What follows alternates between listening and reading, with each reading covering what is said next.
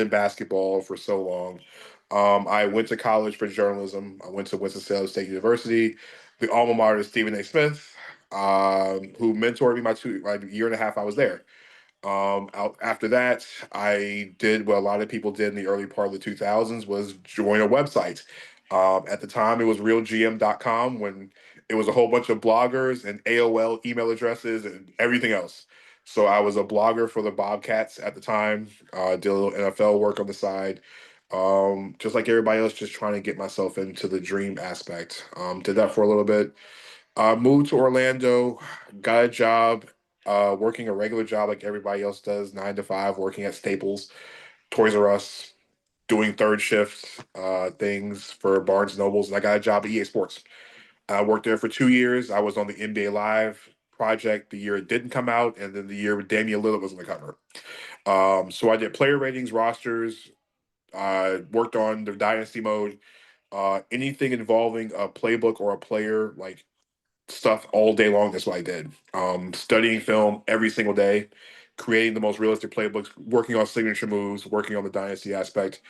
After that, I went into radio. I did podcasting when it first started in 2014. Turned that to sports radio. Had an iHeart Radio show down in Orlando. At the same time, I was credentialed with the Orlando Magic for all of the bad years of Orlando. We're talking the Jock Vaughn, Scott Skiles, uh, Steve Clifford years. Like these were some of the most brutal years ever. I will say my favorite memory is the fact of the Magic were 43 and 146 in home games I attended while covering the team over those years. So the year I didn't make the team, the year I didn't cover, they made the playoffs. So well, I guess I was a lucky charm. Um, Went to go cover the Hornets for SI.com for a bit and a website called Three Point Conversion. And I actually met John on a LinkedIn post. John was like, "Hey, I'm teaching this class." I was like, I'm not sure about it." He said, "Listen, if you don't like it or if it doesn't suit your focus, I will give you your money back." And John's been stuck. John Bjorn and Mikey V have been stuck with me ever since. Now I am a manager of stats and analysis at ESPN. I have been there for almost a year now. It'll be a year in April. But I love this group of people. Like I said, I love the people running the class. I'm no different than anybody else in this room. I'm really no different than anybody else. I'm a product of this class. I've learned a lot. I've networked with a lot of people. I keep up with a lot of people. I literally texted Nicolette the other day. It was yesterday, I think it was. But I literally keep up. John, Mikey V, and Bjorn always keep in touch with me. Bjorn has helped me in so many ways that most people understand. Mikey V is always asking about the next NCAA project, and John is always if I ever need John for anything, John's always available. So I love being part of this group, and I don't mind taking 5, 10 minutes, or I make time for John. Let's just say that. John sends the bat signal. I make time. That's what it is. Only reason why I did not come last week is because I had just got back from Unrivaled. That's the only reason I didn't come last week. You're all good. No, no, we always appreciate anytime you can stop by. One, we'll open it up for questions. So if you guys have questions for Danny, just feel free to raise your hand and we'll jump into that. But obviously, Danny, we're in a trade class. Can you tell us you've worked on the media side and now at ESPN? How does the media play a role into what's happening at the NBA trade deadline? I mean, really, working in a space like this, it's everything. A simple tweet sends everybody in a shockwave. And it's being on the side I'm on. We're about data out. Working in stats analysis, we are about accuracy. And so, like, when a trade happens, like I'll tell you, like for example, it's not even basketball related. We'll talk about the Juan Soto situation. I was there when Juan Soto signed with the Mets. Like the second Juan Soto signed with the Mets, it literally broke television. We stopped what we were doing. But on my side of things, we had to make sure Juan Soto was every place that you possibly could imagine saying he was a New York Met. We had to have it in place before they went on air. Because if the researchers don't have the ability to go pull this stuff up, or trust me, if Juan Soto is not in a Mets uniform and somebody sees it on .com, it's going viral. We have to make sure data accuracy is important. So at the deadline with any move, no matter if it's the biggest move where it's Luca and AD down to Daniel Tice being moved for a 2031 second round pick. Accuracy is everything. So we make sure that we're accurate. So when the talent needs it, they have all the available information. They can pull everything easily. When our social media team is needing to get stuff so they can get graphics together, they can go in the system, type the player's name. Okay, they can pull this person up. We did a lot of that with the WNBA trade deadline and the free agency when players are moving. We had to make sure that stuff is correct. And so it's like we're so behind the scenes that you don't get to see what we do, but what we do touches everything you see on ESPN, if that makes sense. Yeah, no, definitely that does. Um, Brett, I know you emailed in a couple questions, but since you're here tonight, feel free to jump in with Danny, and I know those are applicable to Bjorn as well, if you want to ask those. Yeah, I think I was talking about the plus minus stat. I've heard mixed reviews from players, coaches, executives, just in interviews of like how valuable that is. As a fan, I always kind of liked it. It was kind of easy, especially if I didn't watch the games. Like, what was his plus minus tonight? If you could speak on how important that is and how teams view that stat. I'm gonna let Bjorn. I'm gonna let Bjorn do it from the team level, and I'll go from the journalist aspect, the journalist part of it. We'll Uh, see. Yeah, there. Yeah, Bjorn, you got us. yeah, so personally, like I'm not a fan just because it's just a catch-all of like what happens when you're on the court. And I mean there's nine other players on the court and you might not be involved and all of a sudden like you're away from the play and oh it counts against you. Oh, it counts against you again. Like so it's just not something like I pay all that much attention to. Like if you want to use it like on a game by game basis or you like it, cool. Like everyone has their own things that they like, but personally like that's doesn't hold much value for me. Like I like things that like actually measure direct impact, like advanced stats and efficiency. So I value that stuff much more than plus minus. I think plus minus is one of those things that can tell a story and it doesn't tell a story. Like there's a great way to watch plus minus. If you see guys a plus 21, but they scored 2 points, had a rebound and an assist in 17 minutes, they had little to no impact to what happened on the game, unless they're like literally the best defensive player on the floor. So it could be the most misleading stat. I mean, I've seen games where LeBron James has a full fledged triple double and he was a minus 14 on the court, and you were like, okay, LeBron was terrible. No, it was the fact of the rest of the people were terrible around him when he was on the floor getting a triple double. I mean, there's been nights, and Jacob could probably verify this, is that Joker's had a triple double and been right next to like a plus one or a plus two. Doesn't mean that the night was for Joker was terrible. It's just that it's one of those nights where nothing else was working around him, or Russell Westbrook was breaking shots majority of the evening. So I'm not the biggest fan of plus minus. I am more of a my favorite stat alone, especially on the advanced side, has always been four factors. I'm a big believer in four factors when it comes to lineups, when it comes to effectiveness. Um, I love that. I love that stat way more than plus minus. Like when you put a group of guys together, you can see the success rate of a 3-man unit or a 4-man unit or a 5-man unit, especially if they play a certain number of minutes. You know, if you play a group 100 minutes, you kind of get an idea how good that group is together. If that makes sense. Yeah, cool. Thank you. Always. Ciro, what do you got?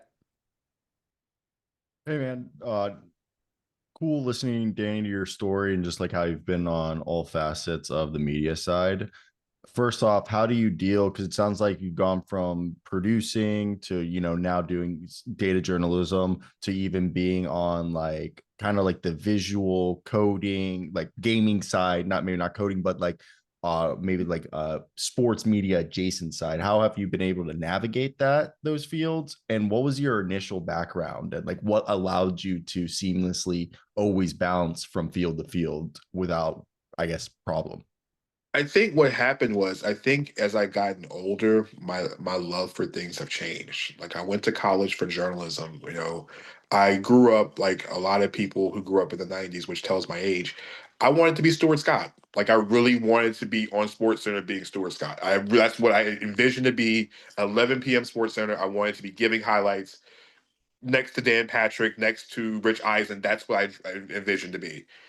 When I went to college, I kind of had a change in pace. I wanted to go into beat writing. I wanted to cover a team day to day. I wanted to be part of the day to day aspect of it. Video games came about because, you know, I kind of lucked into it. I always loved playing video games. I kind of went to an interview. I was a data nerd. I've always loved numbers, so numbers has always been a part of it. Radio, like I said, going to school for radio and journalism, that was always part of it. So I was easy going to radio. How I got into data was actually I was at the Disney tournament out in Orlando, the ESPN Disney tournament they have every year right at Thanksgiving, and it was the year of Michael Porter Jr.'s rise to the top player of the draft.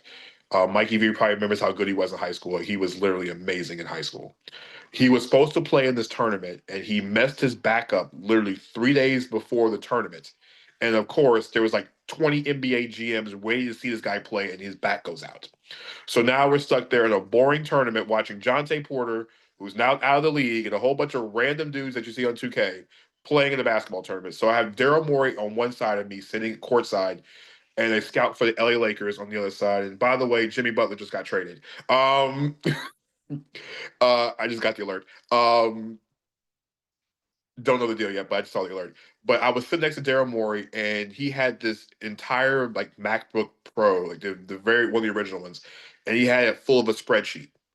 And so I'm sitting next to him for about maybe 7, 8 hours. He's probably looking at this nerd looking next to me, asking him a whole bunch of questions. And I picked his brain for a few hours. He never let me see what was inside the MacBook, but he was just talking to me about numbers and data. We talked about James Harden and how that was all about how he thought about the James Harden process and why he brought him into Houston. And it enthralled me. And as I got older, I really wanted to be in the data space. I always wanted to work in the front office. Like we played video games and we always were GMs. Like we wanted to say, yo, I won 38 championships on 2K as a GM of my Hornets because we never win anything. So I had a love for like putting that stuff together. And over time, I was realizing that I love numbers and I wanted to do things together. So I went on YouTube University and started learning how to do R and Python and SQL, and I started taking classes, and I came to this group and I had conversations with Bjorn about a whole bunch of things, and Bjorn taught me where to go to find stuff and just different ways to learn how to do Python and R, and reading job descriptions on how to get hired in the analytics space nowadays. This is what you got to have. So I am self-taught. Am I expert? I am far from it. Can I do basic stuff? Yes, I can. And so the more I started doing stuff with data, and I read a book. I got it on Amazon. My wife bought it for me for Christmas about data analytics for beginners. I downloaded the book and I just literally did all the practicum that came with it. So I built my knowledge that way. That's how I transferred to the data space. I want to work in the front office. That's the end game, end all be all. I want to be an NBA or WNBA general manager. That's where I want to go before my time on this earth is over with. So positioning myself to put myself in those positions, and that's where I'm at now. That's how I got here. If that makes sense. No, that completely makes sense. It's really cool. What's your favorite though for like coding though? Python, R? Do you have like a preference in terms of for like making plots or like data analysis? I've learned R was easier to me. R is easier. Python is a little bit more complex. Depends on who you know. Like I said, I took to R easier. The book I had was R, so it made it so much more easier to learn R. So I learned R first. Yes, Kitty. I learned R for before I learned Python. To me, R is a bit easier. No, thank you for that, man. Always. Yeah, good stuff. And I'll just say, because Danny mentioned a lot of different things there, and I'm assuming some of you are like, "Oh my goodness, do I need to learn these things?" And here's what I always say with that. When we talked about this, the last couple weeks, like of what you're passionate about. If those things are of interest to you and analytics, absolutely, those are the things you need to learn and do. If those things are not of interest to you, you're probably not going to buy a book and sit there and learn it. And so, all the things Danny mentioned, like when I was interviewing prospective interns with the Trailblazers, like if they had Python or something like that, not a lot of people know how to do those things. I interviewed anyone who had like something unique on their resume, I'd flag it and interview them, just because it was something different. So having those additional tools and resources on your resume is really important and huge. So Austin, what do you got? Oh, I mean, I'm still just trying to process the Jimmy Butler trade that just happened.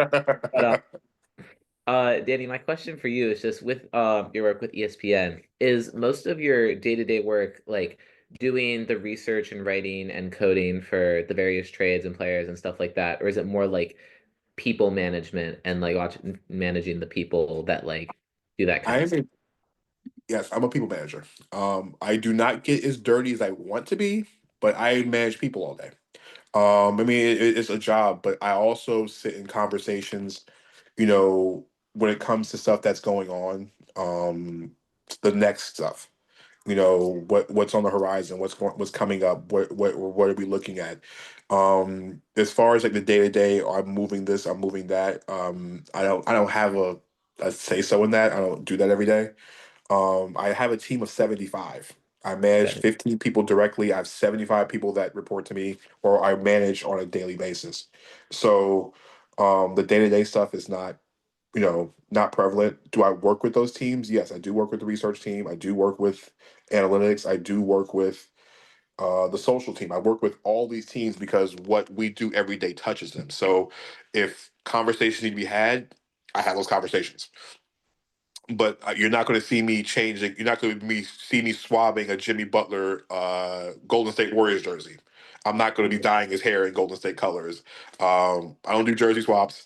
I don't do the manual change of rosters, but I make sure the stuff gets done because at the end of the day, if it affects a fan, the first person they're coming to is not coming to the person that reports to me. They're coming to me directly. So it's the crown that I wear every day. So. I wish I could be. I wish I could have been the one making the Jimmy Butler trade. That was great, but I wish that's just not my.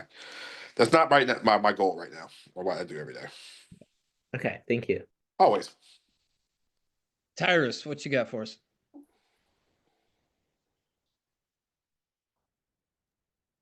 Okay. So, yeah, Danny, what were the books that you read to learn R and Python? Because I'm currently a software engineer and Okay. I know SQL, but I noticed that R and Python are like the main languages to know in the MBA field. So, I will. I have like I said, the book I learned. My wife got me for Christmas. I will find uh, it off on my Amazon cart. I will text it to John so he could put that in the group for you guys. okay. Um, Yeah, it's a book, and like I said, I also got it was an ebook I had got as well too. But it was a book I ordered. My wife ordered for me as a Christmas gift. She heard me talking about analytics and learning data, and she's like, "Well," she found it on Amazon. That's what happens. We have a spouse that spends 30% of her day on Amazon, and there's always 12 to 15 packages show up in my house every single week. That's the reason why. So she's the journalist in the family because she dig and found this. But yeah, I'll send the book to John so you guys can put it in the chat because, like I said, it helped me a lot. It might have been older stats, but it kind of gives you an idea. And like I said, I remember sitting at home and creating my first R graph based upon shooting percentages, and like I felt like I had literally accomplished the greatest thing in my entire life. Like I ran through the house for almost like an hour. My wife will say she saw it, she'll tell you the story, but yeah, but it was a simple book. I think it was maybe 150, 200 pages, but I'll give it to John then. Okay, cool. Thank you. Always. Awesome. Thanks, Danny. Along those lines, for people looking to get entry-level positions into sports, basketball, what are just some general tips? You know, you've been in a lot of spaces within sports. What are some of your best practices? In interviews, is always be authentic. I think one thing that like you see every day is that everybody when you go people go into an interview, and I'm guilty as anybody else. I'm guilty of this, is that we try to be something we're not. That's really what it is. John taught me one thing in this class, and it stuck with me. And it's something that I used during my interview at ESPN. I've used it in practices ever since. Is that it's not always about your skill set. It's can I work with you for 45, 50 hours a week? Am I a likable person? And I realized that I could have all the biggest, I could have the best background or not to have least background. But the fact that I go to work, I'm very likable and I'm very relatable. I'm very human and I put my best self forward. I learned that from John. I learned that from the interview with Daniel Marks. That came in the summer class, but it came from this group in this session with the people in this room. I learned that and I took that to heart. I think that just being yourself, being authentically genuine, because what people don't realize is that interviewers will see right through you. They can see right through you because, and also at the same time, we all know that you want it. People know that you want to work in sports. We all know we all want to work in sports.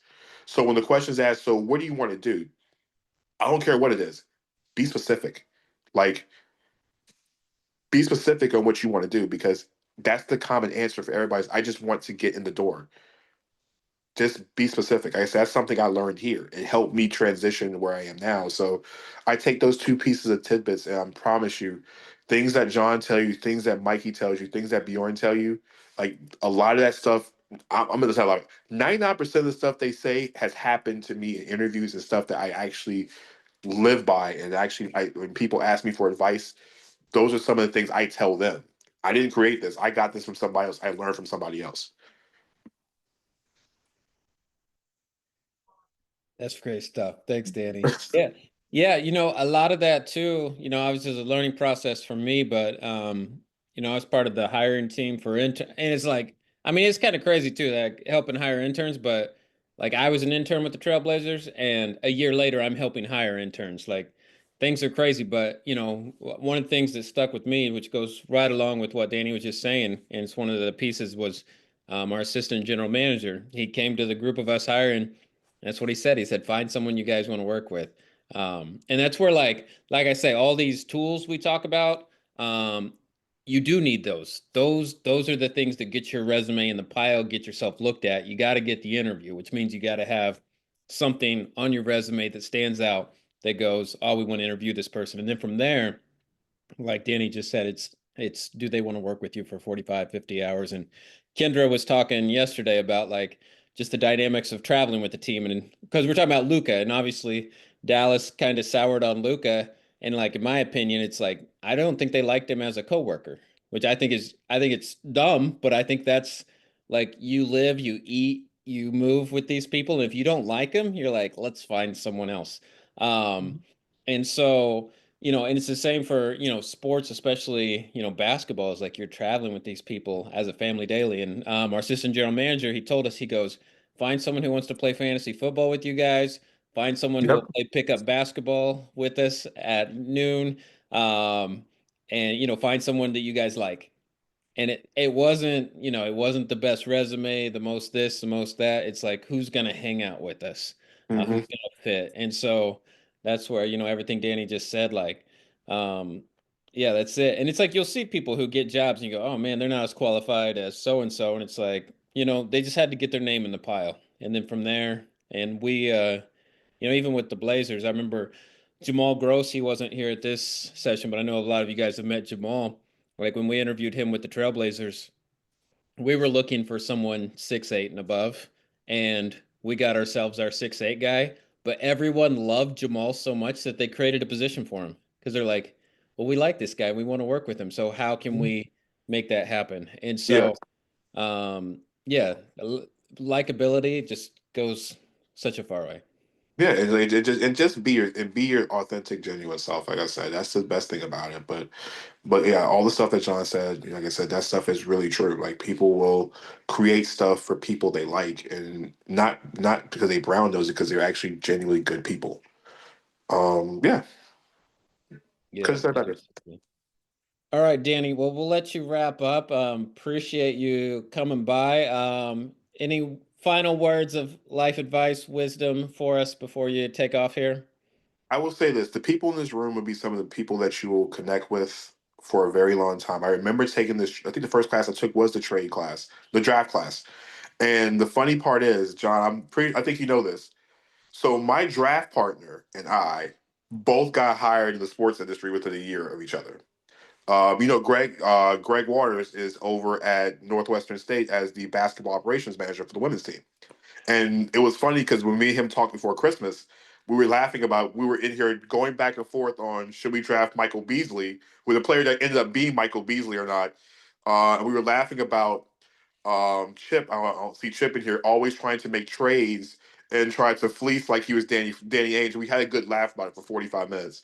But to see people that you're in the class with, keep up with them. You see them grow. I've watched Jacob go from a person that was barely on the blog space to now literally writing with Mark Stein and NBA people daily. I do keep a track of his writing when I can. I've seen people get hired from this class. Like the people that are with you, they really will stick by you. Like that's how this class is supposed to work and the network you have. And the only piece of life advice I can give to anybody is take a chance on yourself. Always bet on yourself. Because at the end of the day, if you bet on yourself and people around you believe in you, you'll get to where you are. I am a prime example of it. I am a person that does not have the best background. I might have an extensive background, but I don't meet a lot of the requirements of a lot of jobs when it comes to we need you to have X, Y, Z, A, B, C, D, and F. I don't have that. But I've been more places than a lot of people, and I look at it. I'm like, the most. No, I'm not the luckiest individual. I'm just a person that just works extremely hard, and that's the only way I have. But listen to the people, listen to the people that come in this class, like listen to the speakers, listen to the people with the different things that bring to the table, but also keep in touch with the people in this room because they're the next people. They are the next in what they do. So I always appreciate the time coming here. Send me a message on LinkedIn. Follow me on LinkedIn if you have any questions. I cannot answer questions about Shams. I do not have Shams' phone number. I do not have access to him. I don't have access to Adam Schefter. I don't have that access to people, but I'm very accessible. Like I said, follow me on LinkedIn. I'm not a hard person to find. Like I said, John, Mikey, Bjorn. I appreciate you guys. I do need to figure out a better fantasy football strategy with you guys because the last 2 years have sucked for me in fantasy football. It's really been bad. But yeah, I appreciate it. And Mikey, Bjorn, we still haven't played NCAA football yet. I'm still trying to figure out why we haven't. But I appreciate your time. I appreciate you guys always. No, The new absolutely. game is extremely hard, Danny. I'm not what I half of what I was with NCAA 14. I'm a shell. But you should get back in the lab, sir. But we'll chat, guys. I appreciate you guys as always. Yeah, Great no, seeing you, thanks, Danny. Danny. Danny, I don't know if I ever told you this story. Did you know? So we had a fantasy football podcast at our practice facility with the Trailblazers, and Adam Schefter came on my podcast. Did you know that? I mean, here's the thing. Did you get fancy advice from him though? No, we had him call in as a fan of our league. Oh, So he played a role on our podcast. It was basically we just created it for our practice facility basically. It was me and a couple guys who ran it and then like the people in our league. I mean it's crazy. Like Chad Buchanan, the GM of the Pacers, Joe Cronin, GM of the Blazers, Ben Falk cleaning the glass, Bjorn's in yeah. there, myself, like Caleb Canales. So we got this crew, and then Caleb is buddies with Schefter, and so I was like, Caleb, can we get Schefter on the pod? And he said he was going to call into our podcast. We had we had people call into it and stuff, Yeah. and so I'm watching ESPN and Schefter's breaking news live on TV, and I'm like, he's supposed to be on our pod in 5 minutes. I'm like, is he really going to call? Like 5 minutes later, I get a call from an unknown number, and it's Adam Schefter calling into our podcast. It was one of The the only Adam Schefter story I have is before I go is the first week we were doing the fantasy football live, which was the first week of the NFL trade free agency deadline. I'm grabbing some dinner in the cafeteria at ESPN, and next thing you know, I look up, I see Schefter sitting at a table eating chicken tenders, uh, playing on the phone, also figuring out what to bet on in basketball for the night. It was hilarious. He was like, oh "Oh, you're a barbecue sauce guy." I was like, "More honey mustard," and we busted out laughing because we both had chicken tenders. It was a funny story, but man, yeah, Schefter loves basketball. He, yeah, he says he wants to be a sideline reporter. Like he yeah. loves the one time a year he's a sideline reporter. But yeah, Hmm. but John, it's been a pleasure. Like I said, any questions, guys and ladies, reach out to me anytime. Appreciate you, Danny. We'll catch you later, brother. All right. Always great to have Danny here. Like I said, just a couple years ago, he was in the class. And so hopefully that's just, I don't know. I always feel like he's such an encouragement to all of us when he's just a great human being, but just for each other's stories. We always talk about like, our guy Brett, Coach Brett, who comes on to speak, he always talks about how like, when he got into the league, he was a video coordinator. That's how we met each other. He was with the Phoenix Suns. He's like, I was trying to make friends with all the coaches and GMs and everything. He's like, 10 years later, it was all my peers who were the coaches and GMs, and the coaches and GMs are gone.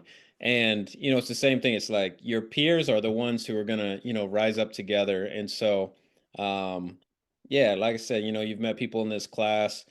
And I think one of the cool things about the trade dynamics is you've gotten to know each other as well because you have to negotiate with each other. And, like we said, even with the Luka trade, people make deals with their friends. And I'm guessing you guys, I mean, that's where I like exercises like this, is you probably realize some of that here, where there's probably some people you like negotiating with and some people you didn't. And if you don't, you just don't. And it's like, it's so applicable to like real life in the NBA. It's like there's GMs that other GMs don't like, so they just simply won't talk to them. And then there's ones that they like. And so there, even especially like if you see, the third team that gets thrown in, I usually there's a market for that. It's 2 second-round picks to take a player or whatever. They'll just go to their friend. Hey, you want to do this deal? Whoever they have the best relationship with of the 5 or 6 teams who can execute a deal. So, kind of tying all those things in of like relationships and how important those things are. But yeah, and then on that note, he talked a little bit about the draft class, because this is our last technical class of this thing. Obviously, tomorrow we're going to open up a Zoom as well. So if you guys want to hang out and talk about whatever trades went down the deadline, we're just going to kind of have an open forum here. But as far as the class tonight, we'll wrap up. Obviously we finished the trade deadline and everything. Yossi had to go break some news himself, so we'll see if we get him back tonight or not. But yeah, we have our next class is our draft course. So if any of you are interested in it, it's probably it's Mikey, talk to us about the draft course. Draft course. Well, the draft course is, I would say, incredibly interactive. First off, we have Bjorn Zetterberg giving the blind draft resumes, which always shock and amaze the many people involved. You guys get split up basically into kind of your own teams. And then we do these blind resume drafts every night. We have fantastic speakers as well on all of those nights that cover the draft from like a real 360 view. And then after our final class, we have a mock draft. And, we get everybody into those teams. Last year, I believe we had 6. And that's the number that we try and go with every year. And we call them cohorts. And yeah, our mock drafts just so much fun to kind of look back at the past few years. And yeah, this will be our 4th draft class, Johnny. Yeah, it will be our 4th. Yeah. But yeah, it's kind of our premier class, and it's 6 weeks. So just like we talk about relationship building and stuff. I mean, me and Joe Shanahan, that's where we met, was at our original draft class. Oh yeah, 2022. Yeah, time goes quick. Yeah, and so yeah, that's class as far as building relationships and connecting. I always recommend that one. Take things to another level. Nicolette, have you been in 2 of them? I think so, We did yeah. 2 draft course. Nice, Nicolette, awesome. Yeah, but anyway, just a shout out for that course if you're looking to We had be in Jay something Sutt else. last year for sure. Yeah, Jay Sutt's a regular now. Yeah. Yeah. All right. Well, we're gonna move on to, and Sonny's Hey. popping up. Yeah. Can we talk about this Jimmy Butler trade for a second? Yeah. I'll let An you extension? lead it. I was gonna say Yeah. Sonny's coming on in a couple minutes. But let's talk Jimmy Butler. What you got, Yeah, Mikey? and I'm sure Sonny will be happy to talk about it and be diplomatic as well. But yeah, dude, so we go from like ownership being like, okay, we don't want to pay Luka Doncic the supermax to this. Seems 60 million a disaster. year. Yeah, like, I'm trolling all my Warriors friends right now. oh, totally. As you should, Nicolette. As you should.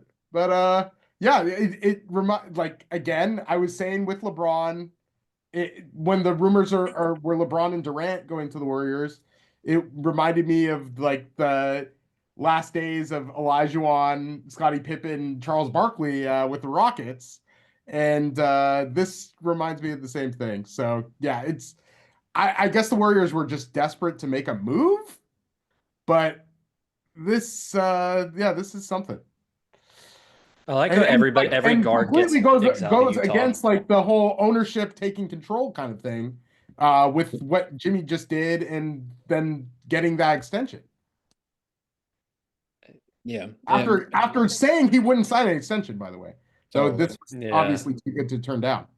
But All yeah, right, welcome. did you see the news? Welcome, Sonny. We got Sonny in here. Sonny, we're breaking down Jimmy Butler. Yeah, Jacob, what you got on that deal? I mean, one of the main things with that is just because the Heat are sending over what I guess the Heat officially get what Andrew Wiggins, and that's it because Kyle Anderson was sent to Toronto. Dennis Schroeder was sent to We got Utah. Tucker I guess They got Schroeder. Tucker Yeah. too. Oh, Yeah. Tucker. Yeah. I don't know. Yeah. I just think it's funny that everyone gets exiled to Utah in like every single deal known to man because Danny Ainge has to have his hands in everything. But I have no other thoughts other than that's stupid amount of money. Yeah, it just seems like Is PJ even gonna play? Like he didn't look It's the great culture. when he. Embrace the culture. I mean, the man's PJ been Tucker. on his he's been there couch. before. Yeah, that's the whole deal. He could barely. We don't make care it what off the PJ Tucker court. does. Like, Sit on the bench. PJ Tucker. yeah, I just felt like He's the new Udonis Haslem. Yes. That's Yes. true. The Clippers brought him back and he was so like useless, like in Philadelphia, that the Clippers didn't even care to use him until they were forced to use him last year. And this year they told him not even to show up. So like Tyronn Lue's made anyone look good. And I feel like at that point, Eric Spoelstra, like I just don't see PJ Tucker being like in basketball shape like right now. To like we won't see him for a month, it feels like, in terms of like being able to actually play. Wait, does Big Face Coffee open up a chain in the Bay now? Is that like an obligatory thing? Is that part of the contract where Jimmy Butler just opens up a coffee shop? Do you think he closes the one here and just like it's No. only open No. where he's at? That'd be sick, but no. No, it is wild. I can't imagine Jimmy Butler and Draymond Green in a locker room together either. Like it's going to be chaotic. I mean, I think he raises their ceiling. I mean, Jimmy's a player. He's a real dude. Sonny, what are your thoughts on it? Or have you digested it yet? I'm not a Jimmy Butler guy. I don't see the fit. I don't really get it. I don't think the Warriors were close, or I don't think this brings them closer. I don't know what the Heat are doing. I think it's really like interesting for both, honestly. But I don't see it for the Warriors. Yeah, we talked about this, I think, a couple courses ago, John, where like these teams that are at the end, it's so hard to say, okay, we're actually done. And you end up with stuff like this where you're giving Jimmy Butler $60 million a year to maybe play 40 games. So Yeah, we'll see. I don't love it. No, it's crazy. And I don't know, even go back, I feel like we talked a lot about players as coworkers in this class because of the Luka thing, but like Jimmy's not a guy you want as a coworker. He's a guy you want in the playoffs. Like obviously, I think playoff Jimmy is a real thing. Dude turns it up. But the whole season you're frustrated with him because he gives half effort, he complains, he creates so like I don't because I'm personally not a huge Draymond fan, but I also will credit Draymond that he brings it every night. Like he might be annoying and bug people and mess with his teammates, but he also competes every night. Jimmy doesn't. Jimmy sits out anytime he gets a chance. So I don't see how that vibes. He doesn't feel like a culture guy for Golden State. So it feels like a trade that Miami and Golden State both felt like they just had to do something. Which happens, but then when you lock on the money to having to do something is where like that could be a very untradeable contract soon. So that's yeah. It's short term, but like I guess a couple days ago, Jimmy said he wasn't going to sign an extension with them, and I guess they must have been desperate and like, they had to come up with something. Yeah. Yeah, the tough part is in the new NBA, you start trying to put those contracts together and you're like, to get to $60 million is it's pretty absurd. Like, Mikey, we talked about trying to trade Jeremy Grant, and to even get to his number, it's it's not easy. So yeah, yeah, I don't love it. I don't get it. I don't love it. Yeah, they must have just really wanted to do something, Sonny. Like, yeah, it's. How about the rest of you? Anyone? Yeah, anybody else have? Dave, what are your thoughts on it? So I was just kind of calculating on the side here, but I saw Jacob put it in the chat as well. The Heat do duck the luxury tax with this, so I think that could be one perspective. It was a pretty expensive team for a mediocre result so far this year. They don't with Wiggins' contract. It goes into their 26 cap space, so that's a little confusing to me. But he is a champ, so I get that. Probably be a good player in Spo's system, but I think the biggest part is opening or getting under that luxury tax line. Yeah. Yeah, I mean they had to move him. So you're not gonna go over the tax with a guy like Jimmy just on the sidelines. Ciro, what do you think, man? I think Andrew Wiggins is kind of like, if there was a guy that you would think that would still have some, because we saw what he did in that playoff run where he was the second best player on a championship team, like lockdown Luka. And I think with him, it's been a story, or like you've seen it, where he's not bit complacent at times, where he's gotten to a point when Minnesota, it felt like it stagnated. And then he got to the Warriors, bought into the culture, and then really just became more of an efficient player, unlocked the defensive potential that we always knew he had at 6'7" with a 7-foot wingspan.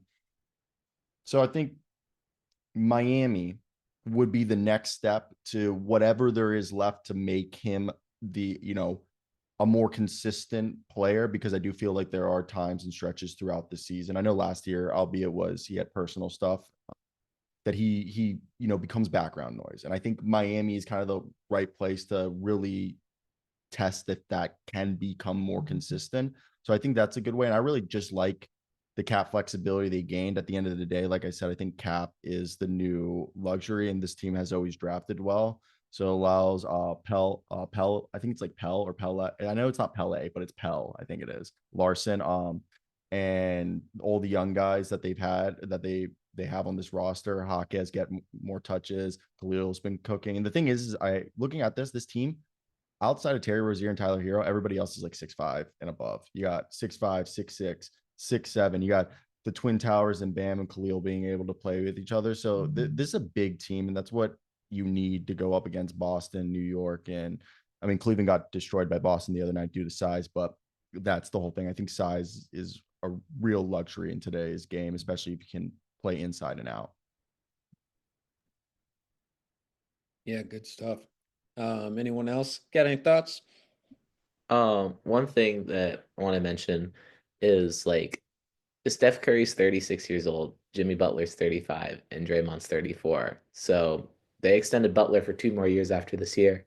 And after that, that's really their window, just because with how old they're all going to be, even now, I think it's still, I don't know if they're really going to make a ton of noise, but by the end of that window, they're really done. Like they can't afford to re-sign him to anywhere near close to that. Steph and Draymond at that point will probably be on like different deals from what they are now, and that's just like they really at that point have to transition to like the younger guys that are still on the team, like Kaminga and Pods and stuff, because like otherwise they just they can't run with it any longer after this. This is it after these like this year and then the next 2 years.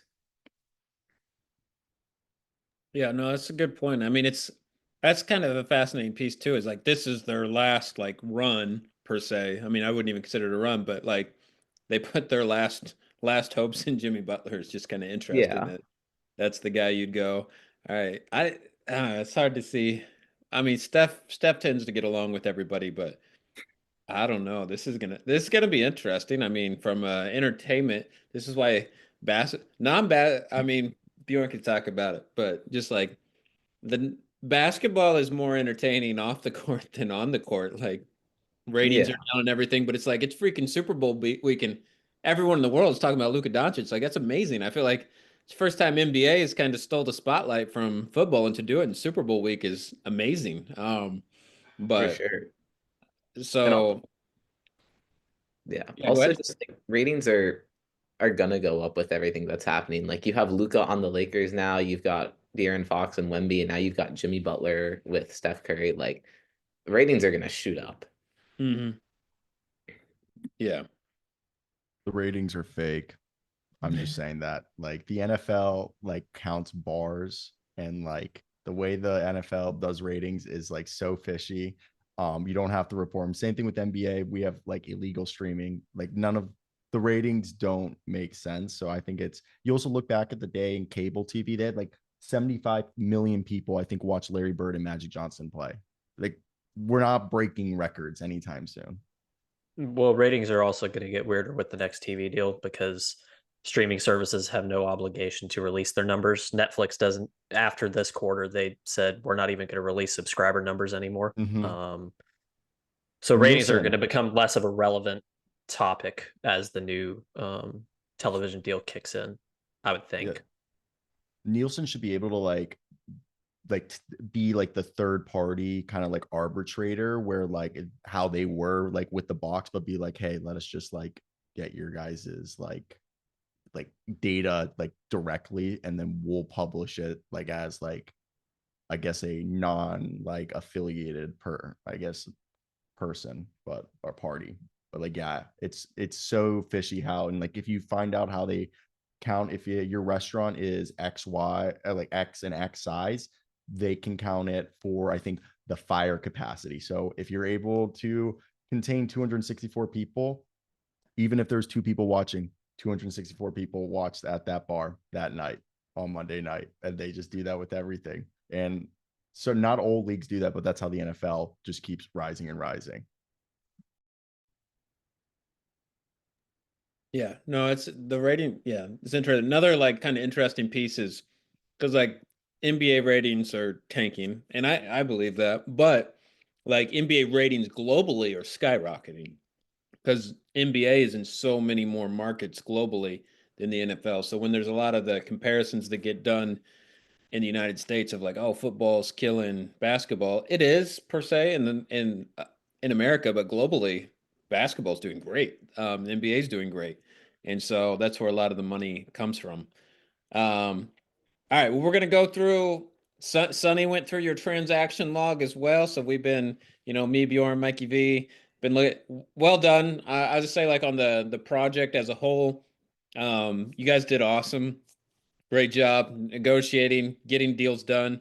In real, I think it's just like real life. It's never easy to like get a deal done. So you guys got like 100 deals done. So well done. We want to go through everyone again and just have a chance to talk about your process, some of the deals you made. And then if we have any feedback, if you want, a rating on your trade from Sonny, maybe he can offer one. Um, but we'll just kind of go around here, and I just want you to talk again about your team. If you did any, I know we did this some yesterday, so if you did anything in the since then, some more trades, because I saw some more come through. But Brett, we're gonna start with you because we're just getting you live for a class. So Brett, what do you got? What was your team? What was your kind of your process? What you were looking to do, and some of the moves you executed?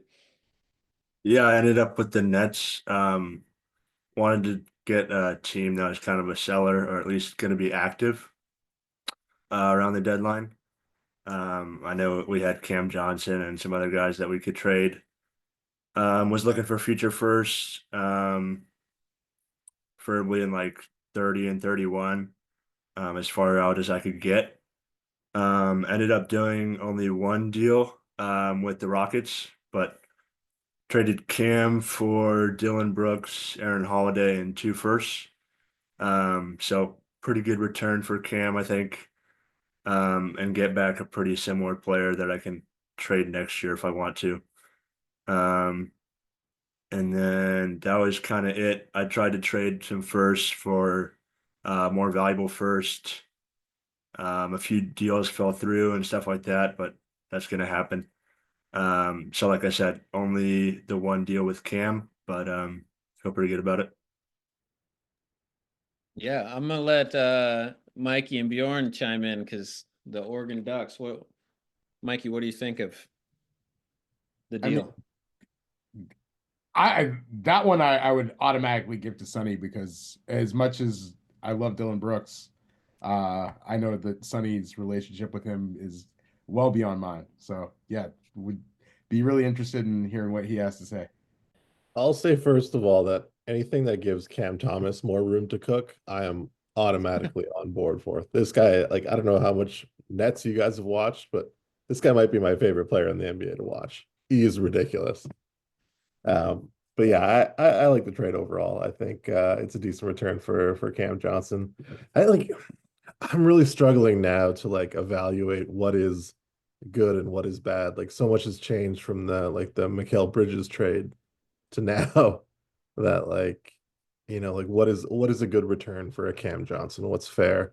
But yeah, you wanna bet against the Suns. I think that's not the worst idea in the world to bet against the Suns. So even for just that, I love it. Agreed. Good stuff. All right, Tyrus, we're going back to you. What do you got since yesterday? What's been your process? What'd you get done? Yeah, so my team is the Rockets, and my focus was mainly on defense. I know we're a top defensive team this season, so I want to keep that going.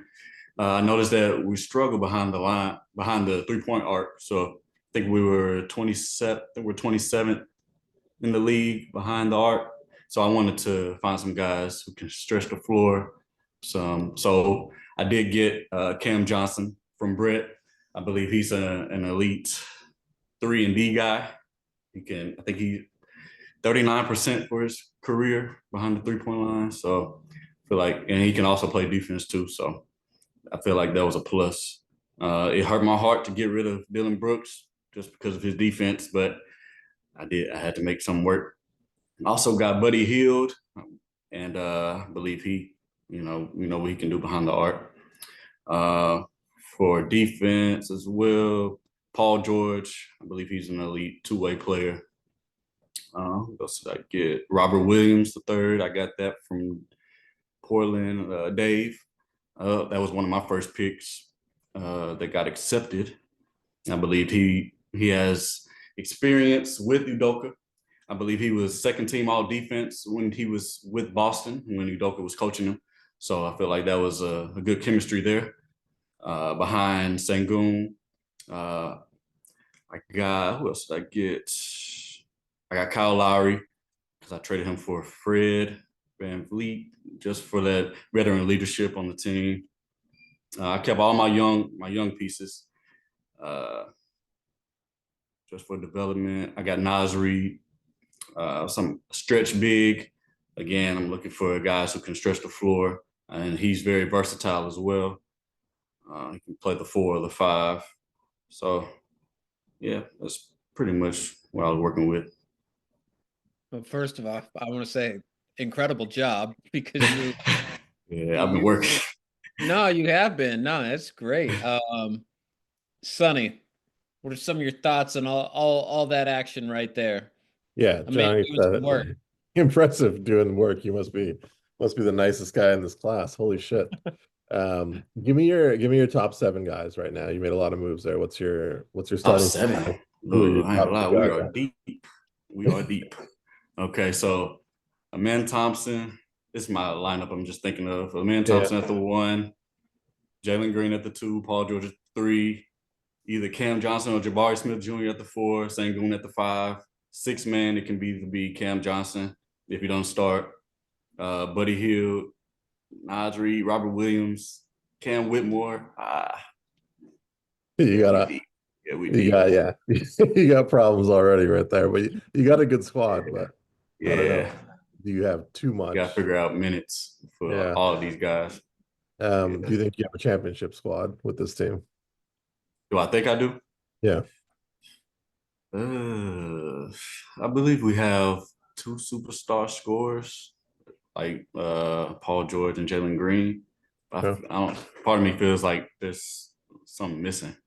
We just need like that true number one option. But I know that Jalen Green can develop, and Sangoon. I can't forget about him. They both can develop over time. So it's time. Don't forget about Thompson. I feel like Thompson's getting into the high Thompson. teens shot attempts a game right now. Yeah, it's an interesting squad. I mean, I don't know. I haven't seen Paul George play this year personally, so I don't know how he's looking. Mikey's making the face like he's not looking great. So, but yeah, I think congrats on making a ton of moves. Two, like we talked a bit about yesterday, like I would love to hear more about or I guess you had it in your mind, but like what your real focus was, were you making moves to get a bunch of shooters and you just found yourself with a little bit extra? Like is the Buddy Hield move maybe a little extreme? What you doing? Yeah, I tried to get rid of Buddy Hield for some picks, but I think the deadline ended by then. Fair. Was there any move that you really wanted but you didn't get? Yeah, I wanted Gary Trent Jr. for Buddy Hield, or for anybody. I feel like he was an elite 3-and-D guy as well. Okay. So like we talked about yesterday, you guys have listened to Tyrus talk for 5 minutes. You probably all know his exact type of player. So pretty interesting exercise, man. Great job. I like your team. I'd be excited to watch them play. Yeah, I would as well. And great job, Tyrus. And you are one of the nicest people in class. It's been good having you here. So I would want to go with you as well. So appreciate that. And I'm also on the Amen Thompson train. I think that guy. I don't know. What was it against? Yeah, it was against the Knicks the other night. His little in and out up the court. Celtics. The Celtics. Where he beat the Celtics at the buzzer, right?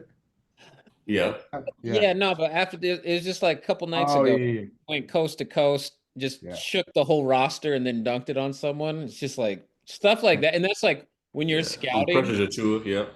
Yeah, when you're scouting, like it's like kind of like psychology international. When you see a player do something like that, you go, "Oh, he's different." Like that's the stuff that you go, "Oh, that guy can play in the NBA." Now, like because a lot of people can put up stats and stuff, but then there's just certain things. But obviously, Amen's he's like another level from NBA players, which is just his athleticism stuff, which is always fascinating to me. Even like the LeBrons of the world, like anyone who's that much better than everyone else who's the best in the world it's mind-boggling to me. One thing you mentioned, Tyrus, we'll touch on because trade deadline course, but because that's real life too, where teams are trying to get deals in. And like the NBA actually has, they have a trade deadline and you get put in line on these phone calls to like get your trades approved by the NBA.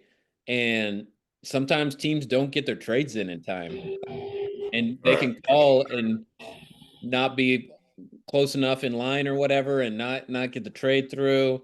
And then sometimes crazy stuff has happened with us with the Blazers one time where I don't know, you guys remember David Kahn with Timberwolves always doing crazy stuff up there. But we had like a three-way deal, I think Blazers, Jazz, Timberwolves. We were shipping out Jamal Crawford. And then we were supposed to get a first-round pick. And so it's the trade deadline, and I'm video coordinator at the time. So I'm in the locker room, break down the game. Jamal Crawford's sitting right next to me because he's about to get traded.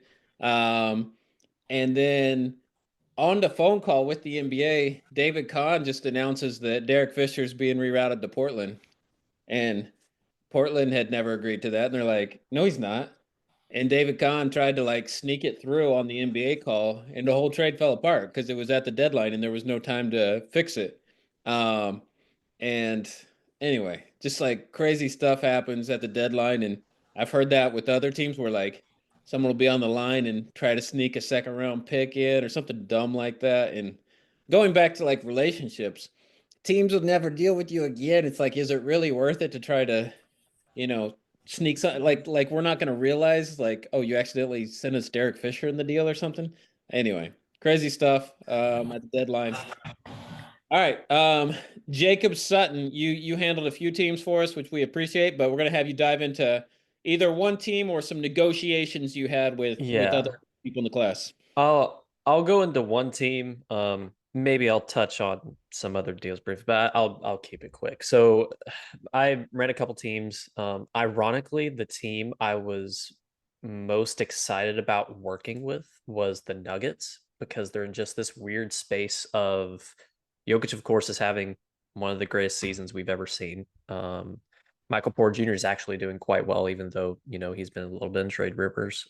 Jamal Murray got off to a slow start, still not really himself, but I mean, I trust that he can kind of get it going, but I didn't have a lot of options. So I had two main goals. I had one, get off the Zeke Naji contract because that contract is horrendous. I mean, I think it's $8 million per year over the next 4 years, but the guy doesn't really do much of anything comparative to that value.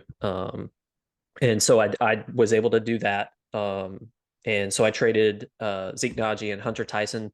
I wasn't super thrilled about getting rid of Hunter Tyson because he's actually he's a role player that I quite like, but it was just kind of the price you got to pay when you have to dump Zeke Naji. And I traded with the Hornets and got Micic. I can't pronounce his first name because I'm so bad with that. But I mean, he was one of Jokic's teammates on the national team, and then Seth Curry, who, even though Seth doesn't like play all the time because I mean he's getting a little older, he's good at spacing the floor. I mean, he's always going to be able to shoot the three ball. So that was my main trade, and that was kind of like I was like, yeah, okay, I got off the Zeke Naji contract. But the trade I was most proud of, which sounds stupid, was I was trying to get a backup center for Jokic because in non-Jokic minutes, their center play is horrendous. I mean, they had DeAndre Jordan, who, I mean, you know what old DeAndre Jordan can do is not much right now. So I traded DeAndre Jordan and Vlatko Kankar and utilized one of my traded player exceptions to absorb Drew Eubanks from the Jazz. And that had no cap impact on the team, which is something I was really happy about. And I just think Drew Eubanks, he's not like, he's not up there, but off the bench, I think he's serviceable enough. He can grab rebounds. He can handle the post. And I mean, we might have Seth off the bench, a couple other things, he can kick it out. So that was the trade I was most happy about, was getting Drew Eubanks of all people. So yeah. And then other than that, for the Nuggets, I didn't do much. I'll just quickly be brief on like the Suns. I got off Bradley Beal's contract, sent Bradley Beal in the 2025 first round swap with the Cavs this year to the Sixers. And that was a trade with the Rockets that actually got me back Fred VanVleet and Andre Drummond, which I was thrilled about, getting off Bradley Beal's contract and getting FVV back. And then outside of that, just, minor trades here and there. Did trade Jimmy Butler. I think I actually got more for Jimmy Butler than what the Heat got in real life. Lonzo What'd you Ball, get? Gary. What was I got that? Lonzo. Go ahead. Yeah, Who was in the deal? So that was a deal between the Bulls and the Warriors, and so I sent Jimmy Butler to the Bulls, and I think Vucevic went to the Warriors, and I also sent out Haywood Highsmith and Alec Burks, which I wasn't super happy about getting rid of Haywood Highsmith because I think he's quite good as a forward, sometimes pinch big, but more at the four. But I got Lonzo Ball, whose expiring contract could re-sign this offseason. Who knows? Gary Payton II, Buddy Hield, who I later shipped out for Jayshawn Tate and 2 second rounders, Kevon Looney, a 2025 first rounder, which is top 15 protected with the Bulls through 2028.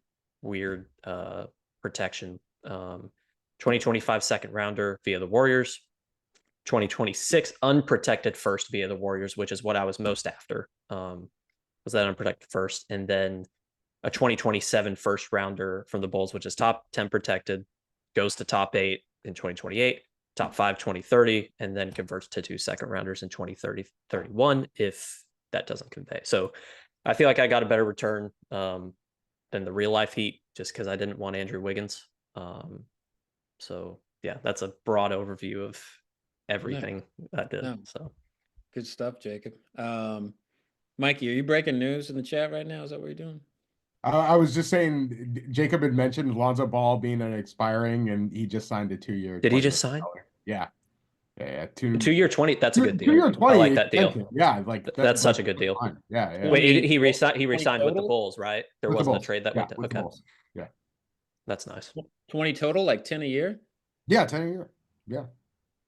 That's I mean, nice. I guess Lonzo must be, like with the injury concern. I mean, he doesn't look that bad considering he barely played basketball for 1,000 days. Totally. So like that's a Lonzo's heck of a deal. just fantastically talented player. Mhm. Always has been. Mhm. No, Really that's good that he's back playing basketball. It's a nice deal. It's short term. If he's not healthy, it's just you throw that. Well, contract and it is trade. is it a second year player option or a second year guarantee? Was not informed, sir. Okay, you don't know. It doesn't. They don't say We'll it. find out. Yeah. Because like I say, if it's a 1+1, that's a good trade contract. But Gotcha. All Just, right, we're gonna just slide what over. Shams was reporting. All right, we're gonna slide over to Joe Shanahan. Joe, talk to us about you managed a few teams for us, but as well, but talk to us about one of your teams. Yeah, my biggest trades probably were with Zero. I also had a pretty big trade with Dave that I could go over. But those Zero trades, so Yoshi had to first approve it, but the Hornets in Detroit proposed a 2025 top 5 protected, and then also Tim Hardaway Jr. and Simon Fontecchio for Miles Bridges and Nick Smith, and then Pelicans sent Carlo Matokovic, probably saying that wrong, and Antonio Reeves, and the 2031st, we had to change this, so it's a 2031 pick, second round for Jake LaRavia. And then the Hornets also had to add a Dem Bona they needed to create a roster spot for that second trade. So that's kind of where we were at. And then with Dave, Portland agreed to trade Steven Adams, the Clippers, who I was managing, for Mo Bamba, PJ Tucker, in a Clippers second. But then the Blazers just had to waive someone, which Dave waived Jabari Parker. So yeah, those are probably my two biggest trades with Zero and Dave there. Sorry, with managing a couple different teams, a lot of different, a couple different thoughts. Had a couple deals that were in the works, didn't quite get done, but those are probably my two biggest deals.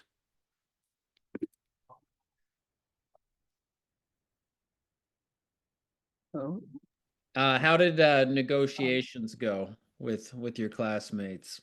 Oh, they were pretty smooth. I tried to, hopefully I was a fair negotiator, and no, I thought they were pretty smooth overall, and Slack chat was good for that. So hopefully smooth negotiations.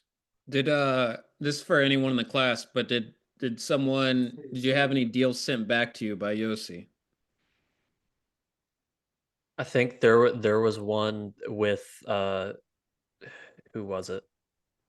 One was with Austin. I was sending out Valanciunas because I was also managing the Wizards, and I was gonna send out Valanciunas and get Chris Duarte's. I believe he's on an expiring deal. Chris Duarte's contract, and I think it was a second rounder, or was it a second rounder? I think so, yeah. Yeah, and the problem is that I believe Austin and the Bulls were hard capped because I think he had used a traded player exception. Yeah. And so that meant that he couldn't bring in more salary than he sent out. So that was one of the complications, and we ended up having to scrap that anyway, just because the deadline was so soon. But that was one of them, and there were a few others for sure. Nice. All right. On that note, Austin, you're up, brother. Talk to us. Yeah. First off, Jacob, I owe you an apology for that because I only saw the notification in the trade, like You're the main fine. trade part. You're And I fine. saw that the deadline was at 7, and I saw that at like 7:30, and I was like, oh crap, I just completely missed it. Because I sent a text to Yossi like right at 7 being like, hey, what do I have to do to move the salary to make this work? And I was like, yeah, so that didn't happen. So with that, deal not going through, I think Yabusele is my only like true center on this Bulls team, which obviously I wanted Valanciunas and then maybe someone else. I mean, I do think Yabusele is good, but he's not like good for like a playoff contender right now. Like I feel like he's a little bit more long term. But sort of like I said yesterday, like obviously this Bulls team in real life needs to be tanking and rebuilding and trying to get a good pick in this loaded 2025 class. But like that's not fun for me. So I was gonna try and make it as competitive a team as possible. And I think a lot of that really just depends on how Jimmy Butler would play for the remainder of the regular season if he were on the Bulls. If he takes it like half-heartedly, then there's probably not going to be great playoff seeding, and then there's no telling what happens. But I do think with like the Bulls record going into the trade deadline, if they did bring in Jimmy Butler and a few of the other shooters around him that I like envision, like Caleb Martin, and then I was gonna try and do something for Duncan Robinson, but I didn't have enough time for that. But like if I brought in shooters like that, I feel like the Bulls realistically could have gotten to a fifth or sixth seed. And I think in particular, if they did make it to that fifth seed, I think they could have made it to the second round and put up a good fight against one of like the big three teams in the East, which was sort of my goal. Because then you have Jimmy resign, you can spend a little more time retooling the roster after that. Just because like I didn't have like a ton in the way of assets to work with, just because the Bulls are a little bit handicapped in terms of players and roster and stuff like that. But overall, there's a few more trades I would have liked to make, but pretty happy with how things went. Nice. Tell your top 8 players to Sonny, and I want to see if he thinks you could compete with the top of the East. I'll read them off. I don't think with this current one, I think there's still one or two moves I would need. But top 8 right now looks like Jimmy Butler, Zach LaVine, Josh Giddey, Kobe White, uh, Patrick Williams, Mataz Buzelis, um, Caleb Martin, and then I guess we'll go Yabusele. Is that 7 or 8? If it's a 7, then they can add an Io to Sumu. But yeah, there's still a little bit more in my mind that I think we need to go, but I think it's closer. What do you Like think, Sonny? How's that team doing in the playoffs?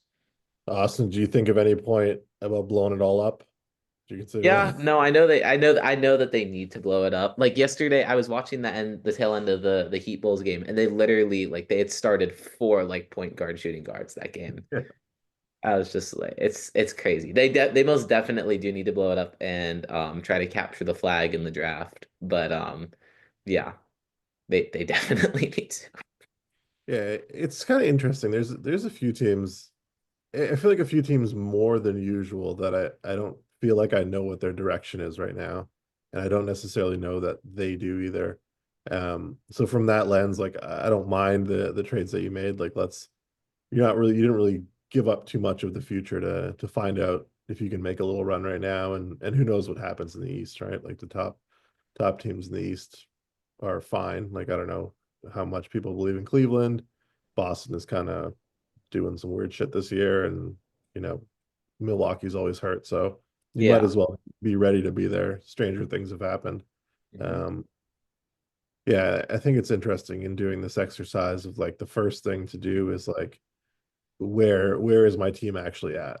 And Right. I think even like the real GMs in the league don't do a great job of doing that because it is hard to just give up on all your guys. Like I think most of the guys in Chicago are their guys. Like they've been there for the front office has been there for long enough that it's mostly their guys.